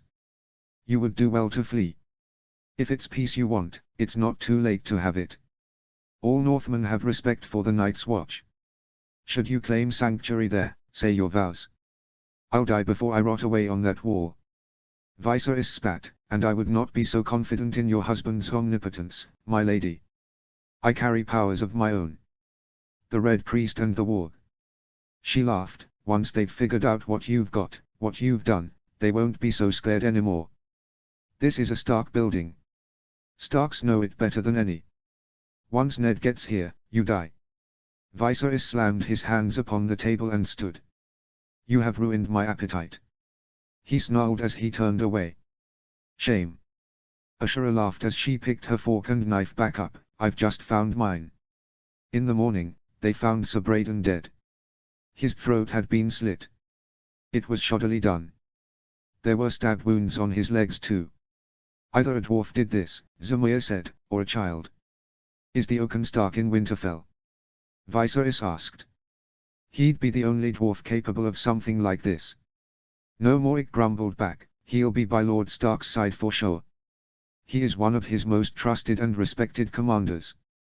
Then this was the work of a child. Viserys said as he knelt down next to the corpse. Look. He said as he pointed to the bloody trail of stab wounds. He got him in the knee first. Then the stomach. He finished with the knife across his throat. Footsteps too, Morik muttered as he looked closer. There, they are faint but he stood in the blood. Which child though? Viserys asked. And why would the Northmen send a child anyway? I don't think this child was sent, Your Grace. Sir Daemon replied, what sort of child goes around killing people? A rotten one. Morik growled back, children have no business murdering men. Yes. Viserys said coldly as he stood. A glimmer of understanding was beginning to cross his mind. He suspected he knew who had done this. A very rotten child. So rotten, my guess is they would taste quite sour. Viserys glanced up at Sir Daemon. Have the Maester and Steward begun to talk yet? No, Daemon grunted back, they are proving to be most uncooperative. Viserys harumphed. I suppose it is time that we change our tune, interrogate someone that's not so strong in fortitude. And so it was that in the dark of the night they dragged her in. Where is the boy? Zemir asked as he lorded over the young maid. Please, the girl stuttered back, I don't know. Normally he never strays far from his mother. Did he go with Lord Stark? Viserys asked from his chair. The maid shuddered and turned away, before bursting into tears. Viserys slammed his hand upon the table. Answer me. He roared. No, the girl cried back, no, Lord Stark would not let him. He wanted to go so bad, but they agreed on that. Where is he then? Morik asked as he rattled his whetstone down his knife. Is he here? The girl only burst into a deeper round of tears. So he's here then. Viserys shifted in his seat and smiled. There's still a wolf within these walls. When did you see him last? Morik asked, where was he? The girl shook her head and looked up fearfully. Tears were running down her cheeks. I don't know, please sir. I don't know. Don't lie to me. Morik said as he placed the edge of his knife on her cheek. Such a pretty face, it would be a shame if something happened to it. No, no, no. The girl stuttered out between sobs, not me. Don't hurt me. Then tell me where he is. I don't know. The girl cried back, last I saw him was in the moments before you arrived. His mother had summoned him to tell him off because he hadn't been attending his lessons. How long before we arrived was that? No more than a turn of a sand timer. Viserys stood. Someone's been telling us fibs. His blood was running cold through his veins. He could not let his emotions consume him now. That would only lead to bad outcomes. He breathed in, breathed out and thought of all that Sir Willem had taught him of controlling himself. "In the morning we will question everyone again." He said to no one in particular. "I will catch this wolf before Ned Stark returns. Should we hold his wife and son, he will be forced to capitulate to our terms." In the morning they gathered all the hostages into one room. "You've all been lying to me," was the first thing that Viserys said to them. "Not one of you shared the truth with me." "What truth would this be?" the Lady of Winterfell asked. Now the panic in her eyes made sense. "Where is Alaric Stark?" Viserys asked again. "Where is your youngest son?" "With his father," she replied without even batting an eyelid. It took all of Viserys' willpower to not slap her again. Or do worse. "Breathe in. Breathe out. He's just a boy, Viserys," Ashura warned. He could sense the panic in her voice. "He's barely 7. Viserys turned to her. "He's a 7-year-old who just murdered one of my knights. He's a child. At 7 I was running for my life." Viserys snarled back, "At 7 this boy is killing men thrice his age. He's shown us all how dangerous he is. Call him here. Now." "He won't come," Ashura replied with a hard laugh. "He hasn't listened to me for the last 7 years of his life. What makes you think he's gonna start listening now?" "Because if he doesn't listen to you call for him, soon enough he'll be listening to you scream." Ashura Stark raised her chin at him. "You wouldn't dare." "Don't tell me what I wouldn't dare." Viserys hissed back, "You don't think I haven't realized what failure means for me?" She must have seen the truth on his face, for the defiance in her seemed to die a little. "Call your son," he said, "and I can promise you and him peace until your husband arrives." For a moment, he thought she still meant to defy him, but then she did it. "Alaric," she called, "come here. Alaric." The room sat in silence, waiting to see if the boy would appear. "Alaric," she called again, louder this time. Still the boy did not come. Viserys shrugged. "If he will not listen to you call, he will listen to you scream." He nodded at Morik. "Have at her." Morik grinned and lurched forward. He hadn't even touched her before the boy appeared in the doorway. "Mother," he greeted as calmly as if he'd been called for breakfast. "You called me?" Viserys grinned. "Get him." Sir Daemon and Sir Ilyas leapt after him, but the boy turned and ran. Viserys let them go. In the end Sir Ilyas returned alone, grim-faced. "He killed him," the Reachman said. Ashura burst into tears. "The boy is dead?" Viserys asked, his chest hollow. "No," Ilyas replied through gritted teeth. "Daemon is." Ashura's tears turned into laughs quicker than Viserys could even comprehend. Without thinking he turned and began laying into the Lady of Winterfell. In the end it was Morik whom pulled him off her. She groaned as she pulled herself off the floor. "I haven't yet screamed," she grit out. "I'll make you." Viserys swore. "And your son too." "No need to." He heard from above, and then he saw the little boy dropping from the rafters. They fell together in a jumbled mass of limbs and bodies. Viserys grabbed the boy, but received a foot in the nose for his troubles. It stung, and for a moment he was blinded from the tears. It was then that Alaric Stark struck. Something went through his right eye, a finger or a heel. Something hard. "You little rat!" Viserys screamed as he pulled back from the squirming boy. When he pulled his hand away from his right eye, he could not see from it. With his left, all he could see was his hand covered in blood. His heart dropped in his chest. Frantically, he clawed at his right eye, trying to open it. It did not open. The darkness remained. Slowly, he turned back to the boy. In his hands was a knife. Viserys recognized the smoky ripples that ran down its length. Valyrian steel. Viserys did not remember what happened next, could not think of anything for the life of him. When he was aware of himself next though, that knife was in his hand, and the boy was screaming on the floor.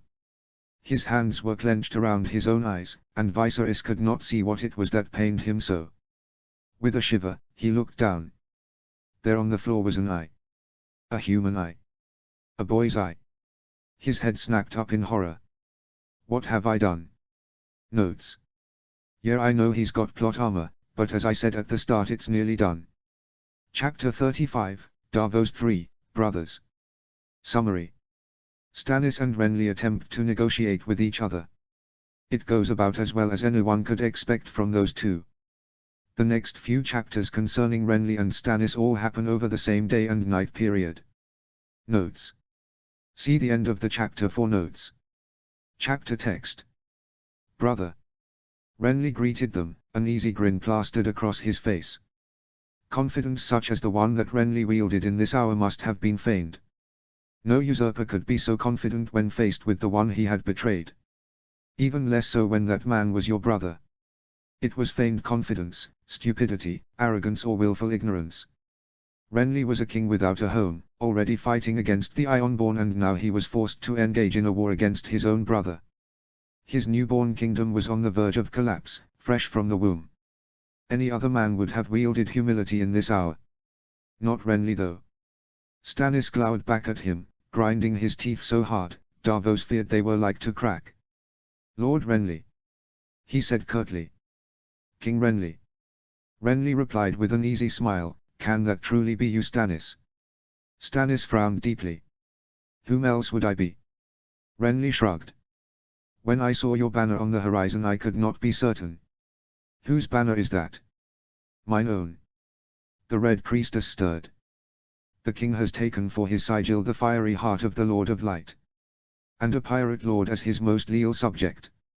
Renly replied with an airy laugh, whatever has become of you, Stannis? The whole tent laughed with Renly, and Stannis turned a shade of puce. A pirate king, sir. Torrhen Snow spoke at last, toying with the dirk that danced between his fingers.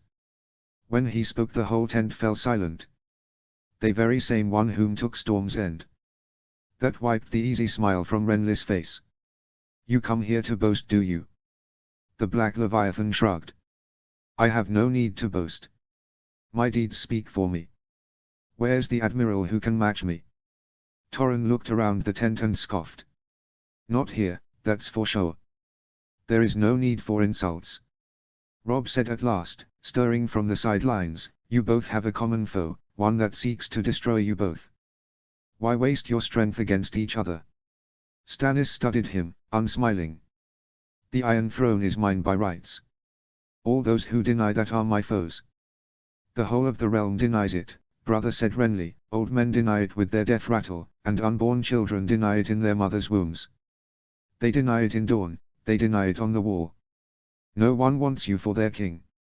Sorry. Stannis ground his teeth and looked around. There is the law, Renly. Bend the knee to me and I will grant to you your old position as Master of Laws on my small council and name you my heir until a son is born to me. Renly laughed. Let me make an offer to you, brother. He stood. Bend the knee to me and serve me as you did Robert. You served him well enough, I'm sure you can do the same for me. Stannis nearly choked on his rage. In the end it was Torrhen Snow who had something to say. Is this a realm of debauchery and chaos or law and order? Renly scoffed at that. Who are you to lecture us on order? Chaos is born in the pit of piracy. Who better than I? Torrhen challenged, voice soft. Where once there was 100 kings in the Stepstones, now there is only one. I bring order where I march, not chaos.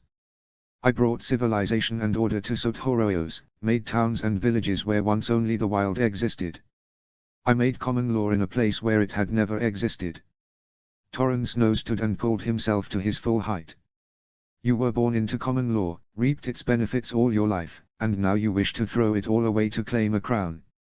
Robert lived with being called an usurper. I can do the same. On the contrary, Torrhen said, you of all people cannot. Is this to become a realm of third sons and bastard-born lords?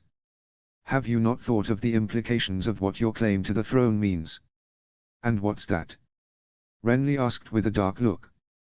All over Westeros the true-born heirs of houses great and small must learn to tremor.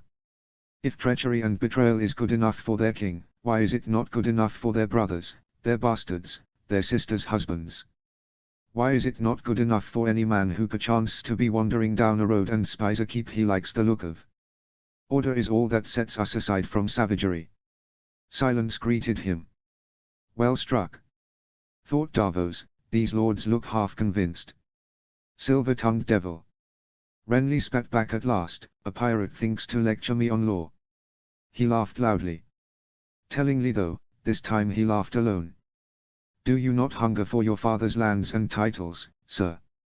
Renly's young queen raised her voice from where she was sat beside him. Did you not slay your true-born siblings, and your father's wife when you stole your ship and fled the north? Torrhen's face and form stilled. His face was expressionless, his eyes blank. Renly hooted at that. Order. He chuckled, the rule of law, HM. Was that what defined you then too, or has it only come with your kingship? Bastard born and bastard lived. Black of heart, black of soul. I'll take no lessons from you. Stannis had heard enough of the bleating though. He looked around at all the gathered lords, before turning back to Renly. For the love I bore for our mother I will give you one chance and one chance only to bend the knee, and serve me as your rightful king. Oh. Renly said, his face bemused, one chance only. Stannis hissed at that. Do not mock me. Renly rolled his eyes and chuckled. I would never do such a thing. Stannis continued to grind his teeth.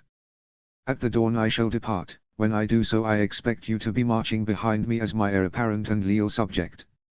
And if I don't? Renly challenged. Then there will be war. Stannis said darkly, Highgarden and all the Reach will burn until you bend the knee or die. From the Arbor to Bitterbridge, from the Shield Islands to Bunderland, there will be war. You and which army?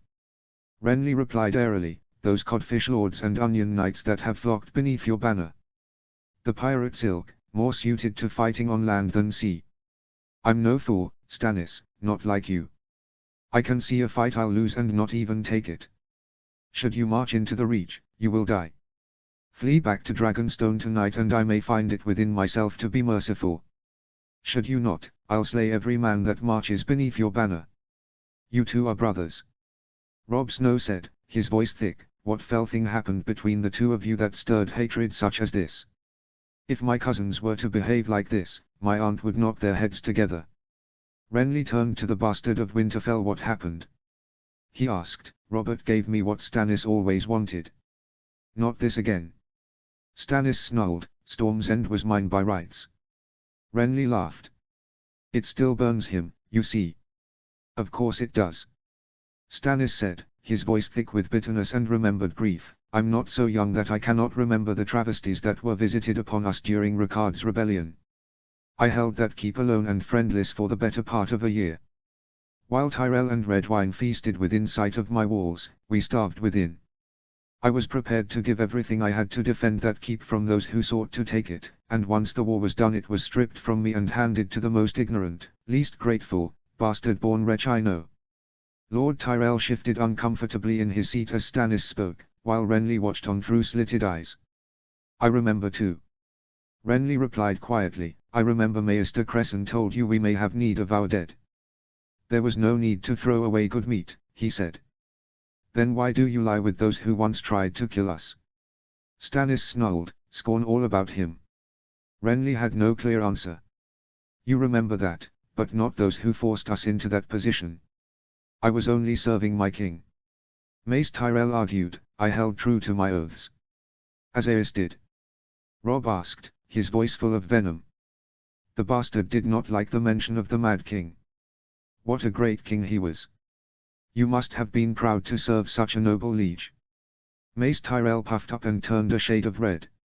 Our bastards are feeling brave tonight. His voice was laced with venom. More bad blood was being bred tonight. Father!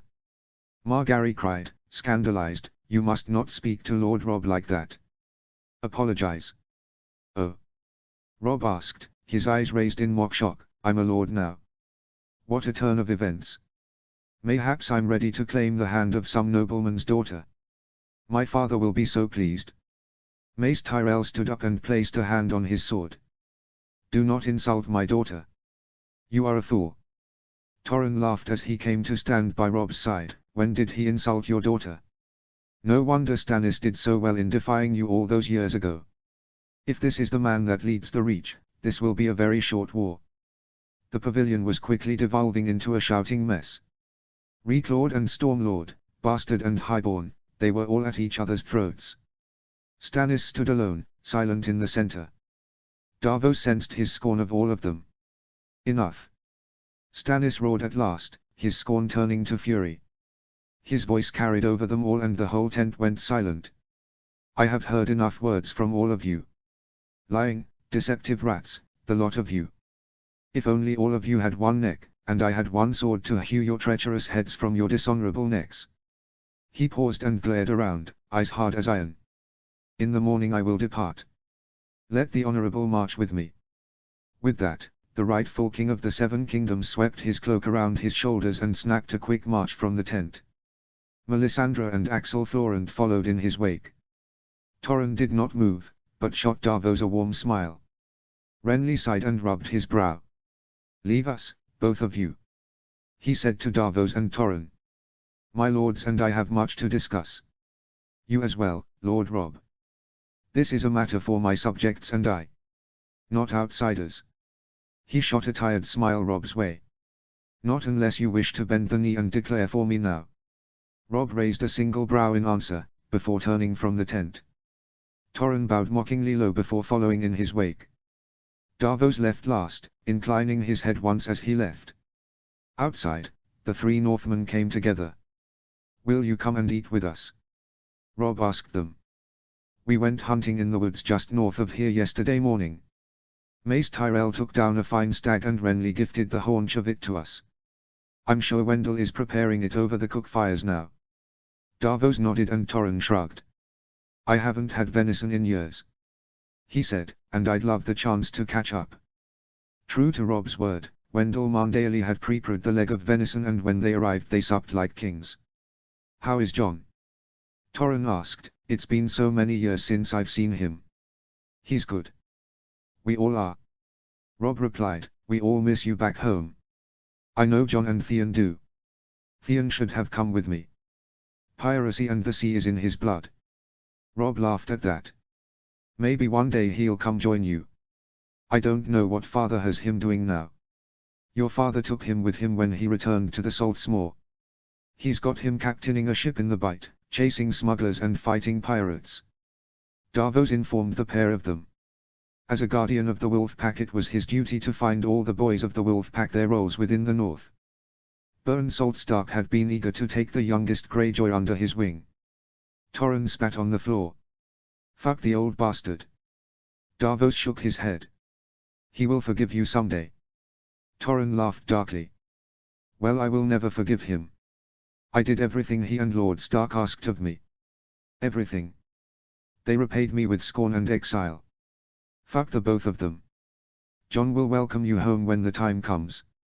Robb promised, I know he will. I don't want to come home, Robb Torrhen replied, I have made a kingdom of my own down here. I shall leave a grand legacy to last 1,000 years. The day will come where all Northmen will come home. Robb replied, eyes shiny with fervor, that day comes soon. You dream, don't you Torrhen? Torrhen said, his voice strangled. You mean, the White Wolf? I think so. Robb replied, birthed from a dire wolf's womb into the world nearly a year ago. Jon claimed the pup as his own. I think it a sign. Silence greeted him at that. Torrhen looked unsure of himself for once. You must get word to your brother, Robb. He said at last, my men have spotted Euron Greyjoy in the Smoking Sea.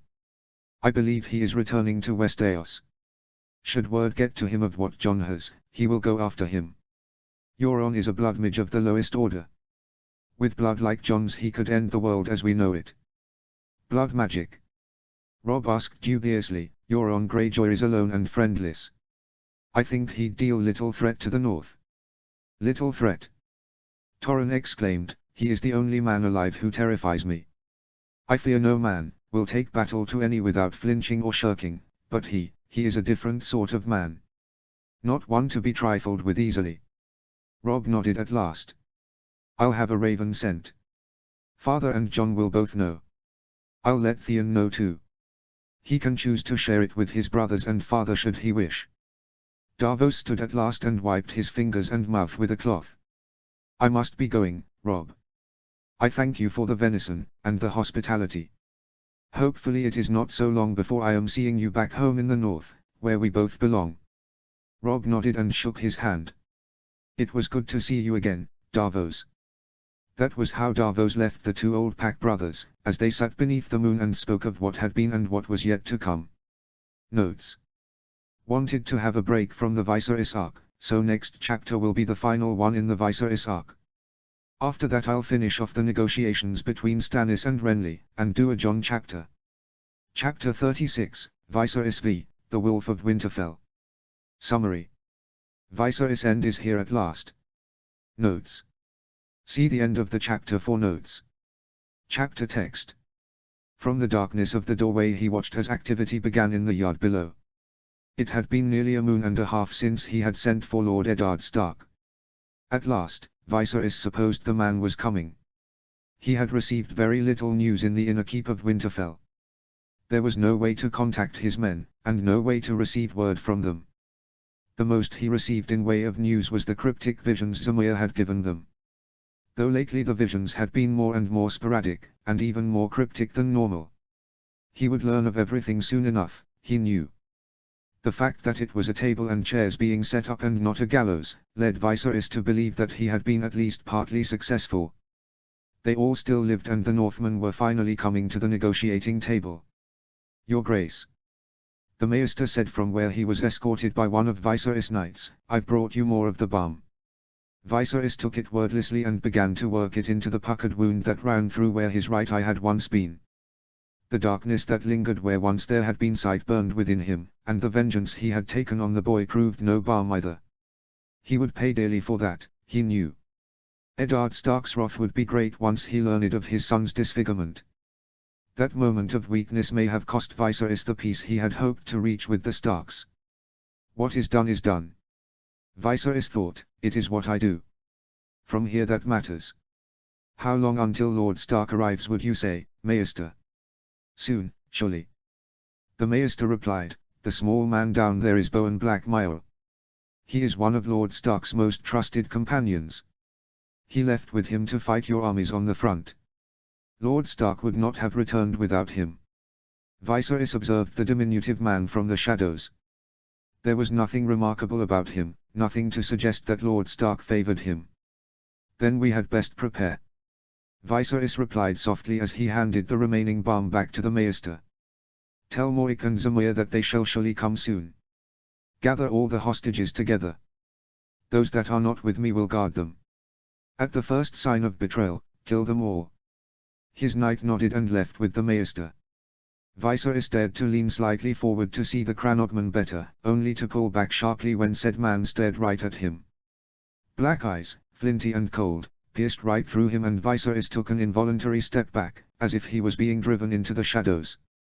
His heart hammered in his chest, his tongue swelled in his mouth. What was that? Viserys did not dare to stir for a second, only pulled himself deeper into the shadows. At last, after what felt like an eternity, he slipped away to prepare himself for Lord Stark's coming. It was not until much later in the morning that Lord Eddard Stark finally graced the courtyard with his presence. Viserys was waiting behind the gates and as soon as Morik nodded at him, Viserys stepped forth and through them. He had chosen Sir Ilyas to guard him here. Said knight walked before him with a great oaken shield, hand on his sword and eyes flitting about. Lord Eddard Stark. Sir Ilyas greeted as Viserys took his place at the table. May I introduce to you King Viserys of House Targaryen, the third of his name, King of the Andals, the Rhoynar and the first men and protector of the realm.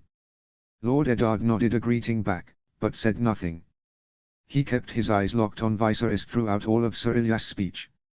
His eyes bore through Viserys like nothing else ever had. The Triarchs of Volantis had looked upon Viserys with something that was akin to amusement, or if Viserys was a particularly amusing circus act. It had been insulting and infuriating, but these eyes were worse. To Viserys, it seemed as if Eddard Stark thought that Viserys was beyond his amusement, beyond even his hate. For a long and awkward moment silence reigned between all of them. Then the third man spoke. If you have terms you wish to present, he said, now would be the time to do so. Viserys glanced at the warriors that loomed behind the three men on the end of the table. None of them seemed at all about to spring, so Viserys dared to speak. "Lord Eddard," Viserys said softly, "no doubt by now you have heard of my army's presence in your lands. Widow's Watch, White Harbor and Moat Cailin have all fallen to my forces." Viserys prayed that his men had done their part, for if not this would be the shortest negotiation in the history of negotiations. "I hold your home keep. Inside with me I have your wife and son, as well as a handful of high-ranking servants and noble children. I have not come to negotiate from a position of weakness, but rather a position of strength." The Northmen shifted in their seats and glanced at one another. Lord Eddard did not stir, only watched him with pursed lips. "As such, I ask of you to treat me and my demands with the due respect. I have proven my worth by the feats I've accomplished." The Cranogman leant forward. "Your demands, Viserys?" "I want peace," Viserys replied as he stared Ned Stark in the eyes. "I intend to reclaim my throne, to reclaim my kingdom. I am not fool enough to believe that is possible while you are arrayed against me." Viserys spread his hands placatingly as he saw the look of shock on the faces of Lord Stark's companions. "I will not ask you to fight beside me, for I know what an insult that would be to all who died deposing my father and brother. Instead I demand that you do not partake in the war. Upon the conclusion of hostilities in the south, once I am seated back on the Iron Throne and all the lords of Westeros have bent the knee, then I shall return to you White Harbor, Widow's Watch, Moat Cailin and Winterfell. Your son Artos shall come south with me and serve as my squire in name, hostage in meaning. Your lady wife will be held in my manse in Volantis until such a time as I am satisfied the terms of our agreement have been met." Viserys leaned back in his chair. "I shall also require hostages from all the great houses of the north. Officially they will be members of my court, unofficially," Viserys shrugged, "we all know what they will really be." The man on Lord Stark's left burst into laughter once Viserys had finished. "You sir, are the greatest fucking idiot I have ever met in my life." Viserys bristled and pulled back sharply. "And whom would you be, sir?" "Lord Roose Bolton." The man replied through giggles, "At your service. I've come to this table in good faith." Viserys snarled. "Yes, Bowen Blackmire replied, and did you come to this city in good faith too?" Viserys laughed boldly back. "With as good intentions as I ever could have for the Northmen who saw my family deposed of their rightful inheritance." The would-be king of the Seven Kingdoms shrugged. "I think I've shown incredible restraint when compared to what you people did to my brother." The Northmen looked amongst one another for a second, before Lord Stark nodded at Lord Bolton. "Send them in," Lord Bolton called as he turned his head. Sir Ilyas scrambled to his feet, jumping in front of his king. Viserys gripped the surcoat of his sworn knight and prepared to return to the safety of the castle, only to be surprised when a lone man entered the courtyard. He was clearly a warrior, powerfully built and sporting a bull-headed helm. Viserys relaxed an inch and pulled Sir Ilyas back down. "And whom would this be?" Viserys asked with as much scorn as could be mustered. "Tell the man whom you are," Lord Bolton instructed the warrior. The warrior reached up and removed his helm to reveal the face of a young man, scarce grown out of his youth. "Gendry Durrandon," the young warrior stated firmly as he tucked his helm under his arm, "Master of the Moat." Viserys' eyebrows reached high onto his forehead. "Durrandon, you say?" He did not know whether to be more curious about his status as Master of Moat Cailin or how he came to claim the name of a line of long-dead kings. "Inform us of the happenings at Moat Cailin these past few moons," Lord Bolton instructed the boy as he resumed his seat and leaned back. The boy leveled his gaze to the distant horizon. "We first mobilized for war when word came through that Lord Lucerys Velaryon was heading a fleet into the Bight. I sent a larger garrison of men to protect the Salt's Moor, and ordered the Wolf's Moor closed to the merchant fleets. With the news of unrest in the south, I also ordered constant patrols down the causeway, making sure there were no forces attempting to march up it." The boy's gaze flicked to Viserys. "When word arrived that Widow's Watch had fallen and White Harbor was under siege, I placed the entire garrison on siege conditions. We locked and barred the gates, opened the siege granaries and sent all the small folk away to Barrowton. It was the morning of the 8th when the Targaryen armies arrived." Viserys leant forward in his seat, his tongue thick in his mouth. He was half excited, half terrified of what he would hear next. For 3 days they prepared a siege camp. On the night of the 4th, the boy paused and Viserys could see the clear unease on his face. We were betrayed. He finished. Viserys fought hard not to yell out at the news. The gates were opened by my pack brother, Mors. The boy hung his head. The Targaryen army managed to seize the outer walls of the moat, while my men and I secured and held the inner keep. Gendry Durrandon flicked his gaze to Lord Stark. I sent word to Lord Stark of what happened and was ordered to hold the inner keep at all costs and tie down the Targaryen army for as long as I could. We held the inner keep for nearly a moon. There was fighting every day. They stormed us with ladders more times than I could count, attempted to burn us out thrice and even launched dead cattle over the walls into the courtyard. Viserys listened with rapt attention, his glee spilling over into his broad grin. And then? He asked. Gendry flicked his gaze back to Viserys. And then Lord Stark arrived with the Northern Army and the Targaryen siege of Moat Cailin was ended in a little over 3 hours. Viserys blinked. He felt as though a bucket of cold water had been poured over him. What? He asked. Lord Roose Bolton smiled widely from where he sat and waved his hand at Gendry. I think I can better fill the gaps from here, Gendry. He leaned forward and clasped his hands on the table. We met your first army on the grounds outside of White Harbor.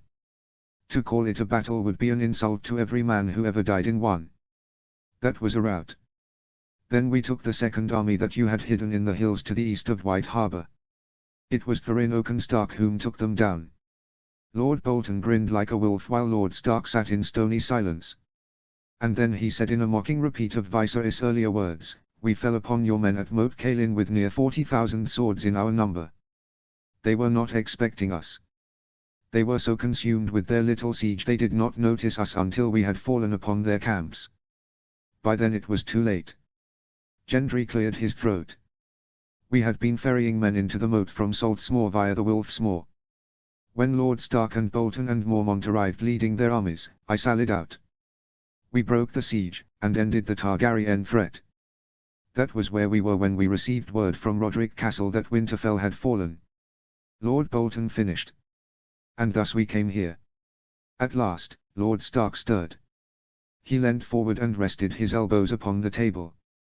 You will spend the rest of your life, however short it may be, ruining what could have been, Viserys. You attack my homeland, kill my kin, butcher my small folk, invade my very home and then come and ask me for peace. You are madder than your father ever was. Viserys nearly choked on his rage. What madness ever possessed you to think that you could ever pose a threat to me with 20,000 sellswords? I could lecture you and inform you on how I would have done it, but what would be the point in that thought exercise? I've struck deeper into your homeland than any king before me for 1,000 years. Ned Stark laughed at that. So you say? He said, you sacked Widow's Watch, extinguished the Flint Starks and then attempted a half-assed siege of White Harbor. Your main army attacked the moat and only took half of it even with the help of treachery, while you entered this city and invaded my home with the help of a red priest and a rogue warg of the White Eye. What great victories have you accomplished, Viserys, to even dare to beg before me? Ned Stark stood and towered over the table. Viserys had never felt so small in his life. That is all of them, is it not? Maybe you slew some farmer and his wife on the way here as well. What a victory that was. Ned Stark's scorn was clear for all to see. Viserys flushed a deep shade of red, though whether it was shame or rage he could not say. I still hold your wife, do I not? And your son. Ned Stark smiled for the first time since this meeting started. Do you? He asked. For the first time, Viserys noticed how still the Cranogman was. His body was slumped in his chair, blood dribbling from his nose. With horror Viserys realized that the man's eyes were cotton white. There are rules set by the Stark of Winterfell.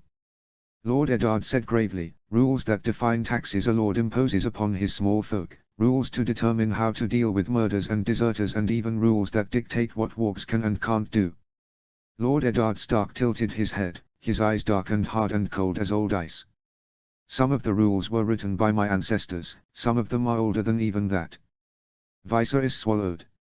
His mouth was so dry, he needed a drink. A stiff drink. Wargs are forbidden from consuming human meat while warging, so too from mating in their warg form.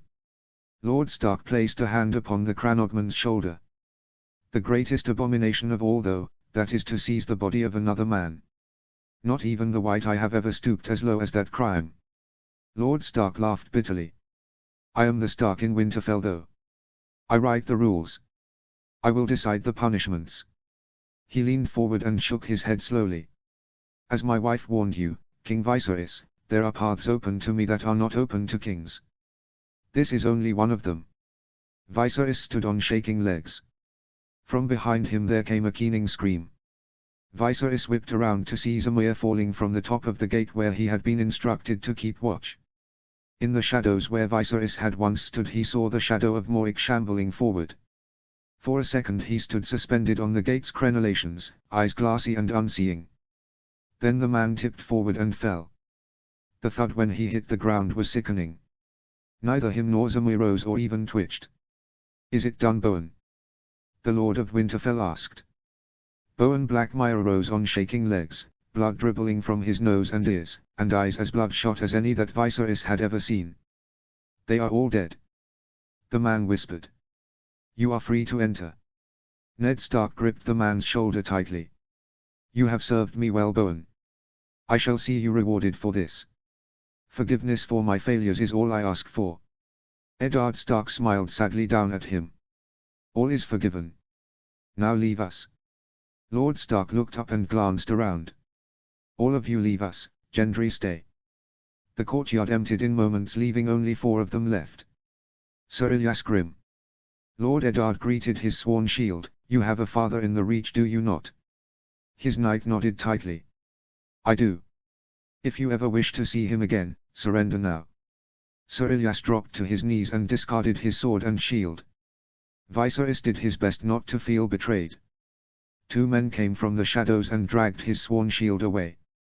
Then there were 3. Lord Stark edged around the table and stopped halfway down, before taking a seat on its broad expanse. The Durrandon boy followed in his footsteps and shadowed him where he went. You have not heard much news since you arrived here, have you? Lord Stark asked, not unkindly. No, Viserys admitted. The closeness of his inevitable death brought a clarity Viserys had never had. Robert Baratheon is dead. Lord Stark said gravely, all of southern Westeros is consumed by war. From the Eyrie to Old Town they all march to war. You may have won that one, had you bothered to join them. I guess now we will never know. Did the Voluntees kill him? The Voluntees? Lord Stark said, not at all. As far as I know, the Voluntees are still holed up behind the Black Walls, are marching their armies up and down the Rowan. Another betrayal. I am to die then? Viserys asked. Of course. Lord Stark replied, for what you've done to my wife and son alone there can be no forgiveness. Do not think I am blind to what he did to you, and what you did to him. Viserys bowed his head and closed his last remaining good eye.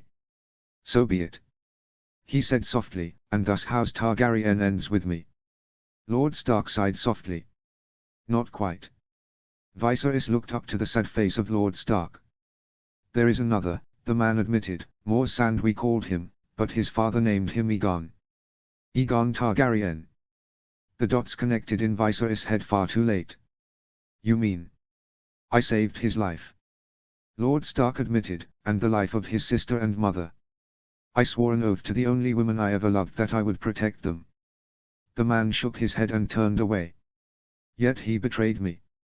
The Lord of Winterfell laughed bitterly. The people I save are starting to make a habit of betraying me.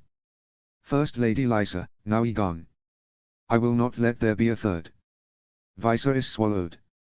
He heard loudly what went unsaid there. No Night's Watch for me then. No, Lord Stark replied with a dark glint in his eyes.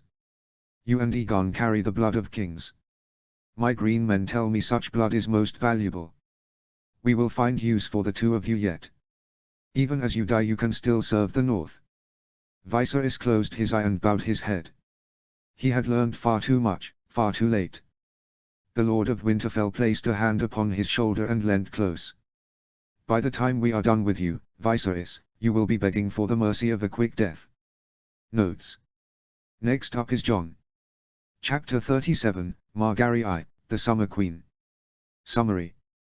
Covers the fallout directly after Stannis and Renly's meeting. Margaery has a chat with the Bastard of Winterfell. Notes. This takes place a few hours after the last Robb chapter. See the end of the chapter for more notes. Chapter text. The sun was low upon the horizon when Renly finally called an end to his council. Margaery had been present, seated at his right hand. It was her right as his queen to sit there, and yet she had never been so unsure of herself her entire life. From the cradle her mother and father and grandmother had all told her she was destined to be queen. She had not just been told she was to be a queen, she was raised to be a queen. Every lesson, every learning, every day was about molding her into the queen everyone told her she was destined to be. No one had ever told her whose queen she was to be though, and when news had come of Shara Arin's betrothal to Prince Joffrey she had wept bitter tears. He was meant to be hers, and she was meant to be queen, but now another would be. Her grandmother had consoled her with promises that she would still be queen. How? Margaery remembered asking. The crown prince is betrothed.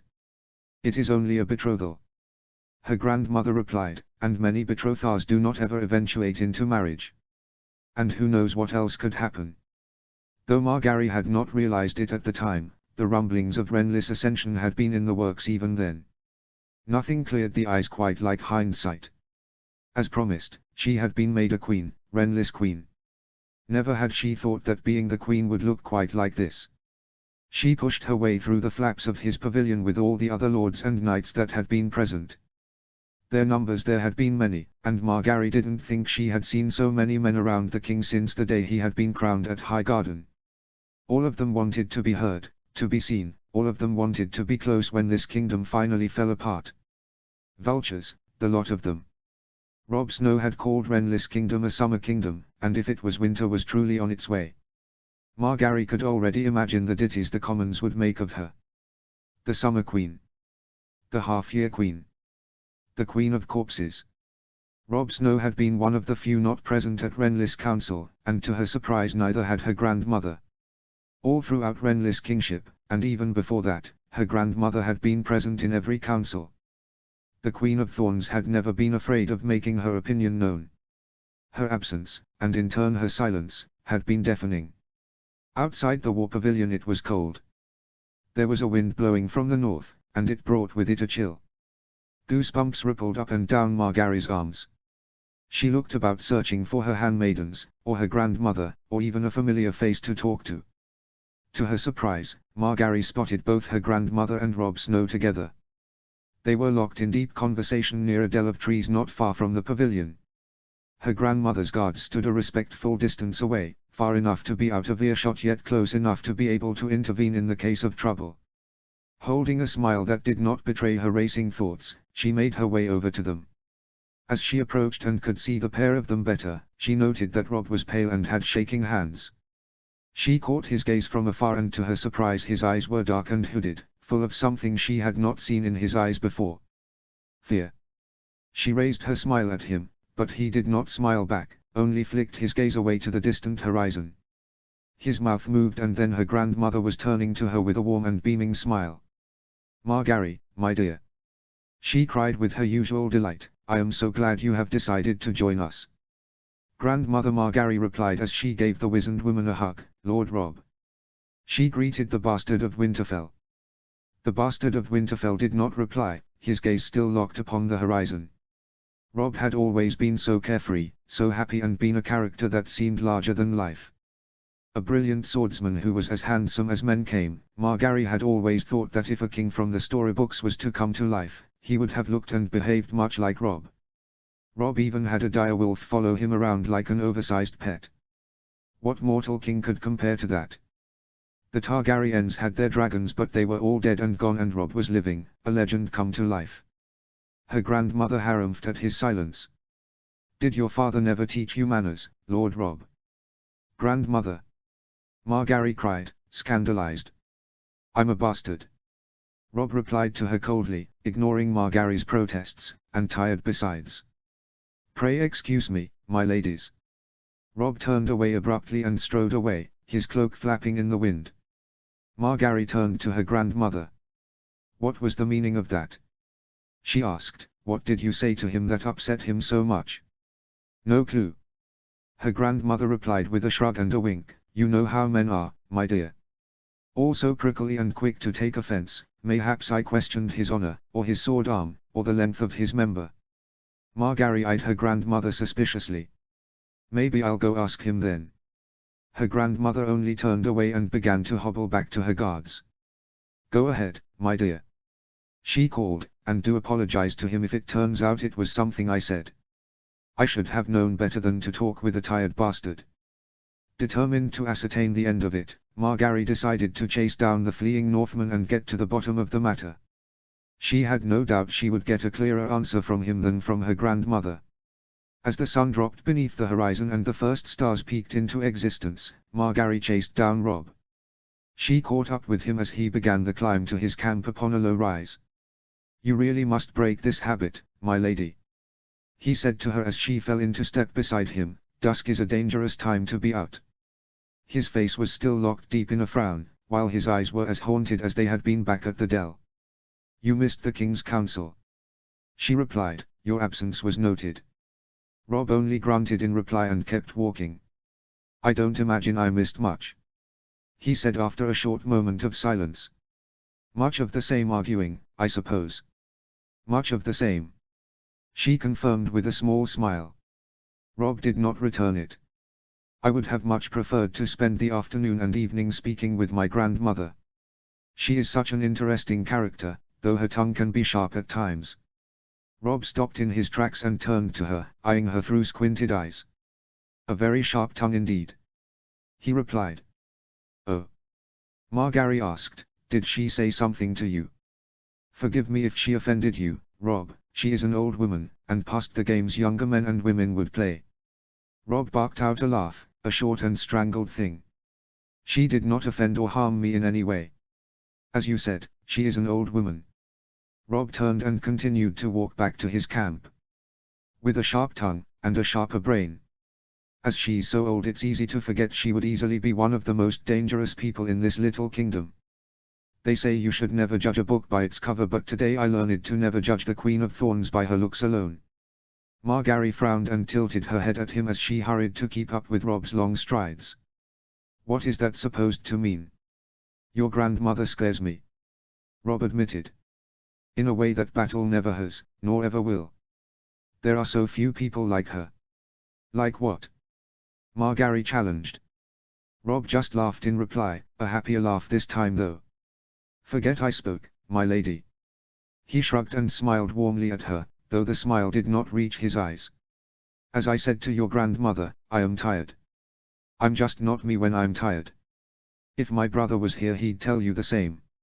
Robb was fighting hard to make it seem like he wasn't bothered, but Margaery could still see the same fears in his eyes. Robb. She called softly. Something in her voice must have made him stop, for he did and turned to her. Tell me what she said to you. Robb's face crumpled and he shook his head in fear. I cannot, my lady. It will be the death of all of us if I do. Margaery's heart dropped in her chest and she pressed up closer to him, grasping his hands in hers and pulling him close. You must. She insisted. I am to be queen. I could command you. If anything, that only seemed to upset him even more. Please, Margaery. He begged her, just leave it be. There are some shells that are best left unturned and I intend to keep this shell that way. Leave it be, Margaery. The use of her name threw Margaery. Robb had never spoken her name like that. He had called her Queen Margaery once, but that had been formal and stiff. Hearing her name from his lips felt strangely intimate, and she found she liked the way it rolled off his tongue. His northern accent was gruff and a burr, but she liked it. That was how he left her, alone and contemplating the sound of her name from his tongue on her ears. She did not chase him, did not even wonder what it was that her grandmother had spoken to him of. Margaery. The word bounced around her head, echoing in her ears even hours after it had first been spoken. It was hours later, deep in the dark of the night, that she finally returned to her tent. Renly was waiting for her, and he was not happy. He glared at her as she entered, and Margaery greeted him with a bright and false smile. Hello, dear. Where have you been? He barked in reply. When she had wed him at Highgarden he had been a handsome and carefree man. A worthy king, she had thought. The war, the true war, had brought out the worst in him. Once she had thought that Renly was ill-suited to war, but now she realized that it was kingship that he was ill-suited to. Life is not a tourney, and neither is war. Robb had said that once. A shiver ran down her arms as she remembered it. Wandering the camps. She replied airily. At this hour. He scoffed. What were you truly doing? I'm telling the truth. She snapped as she settled down in front of her dresser. Were you with that bastard again? The question hung in the air between them, cloying thick. Margaery took a half-second to gather herself before she whirled around to face her husband. What is that supposed to mean? She hissed. Renly sneered. You don't think I've heard of what you've been up to while I've been away waging war? You don't think they tell me who my lady wife spends all her time with? Margaery took a step towards him and tilted her head at him, eyes narrowed almost to slits. What are you saying, Renly? I will not be cuckolded, Margaery. Renly spat. Margaery slapped him. How dare you? How dare you? Renly frowned and rubbed his cheek. I will not be remembered as Robert will be. Margaery rolled her eyes and scoffed at him. Of that, there is no danger. Careful, Margaery. Renly hissed lowly, careful. Or what? Margaery challenged him as she stepped forward. What shall you do, Renly? Margaery paused and laughed. Would you like to have my chastity inspected, Your Grace? The gods know you've protected it well enough. Renly scowled at her before turning away and retreating to the dark recess of her tent. You are not to see any more of Robb Snow. I forbid it. Margaery laughed darkly. You men are fools. She said, I invest hours into trying to convince him to fight for you, and this is how I am repaid. And what methods did you have to employ to convince him? Renly pondered, not very successful ones clearly. Mayhaps you're not as good as you think you are. Margaery's face flushed red at her husband's insinuation. You are lucky my brothers are far away, Your Grace. Renly went to snap back at her, but Margaery cut him off. No, she said loudly, I will not hear another word from you, I have no wish for your company either. She pointed a finger to the door. Out. Renly glowered at her, but took his leave nonetheless. Margaery spent the next hour pacing back and forth, trembling with fury one moment, quivering with shame the next. How dare he? She thought to herself as she paced, after all my family and I have done for him. At last, she stopped her pacing, her wrath still burning brightly within her. The shame she had felt at the beginning of the night had long since burnt away. She strode over to her dresser and pulled her darkest cloak from it, before donning it over her shoulders. With one last look at the inside of her tent, she slipped quietly out the door. With her cloak around her, she crept through the camps, slinking from shadow to shadow. When she came to the Northmen's camp it was strangely empty. Either all were sleeping or all had departed for some place else. Robb Snow's tent loomed large in the darkness. Her heart hammered in her chest as she drew to the tent door. With a trembling hand she reached forward and pulled the flaps back, exposing the darkness of his tent to the moonlight. Robb. She whispered hoarsely into the shadows. The end.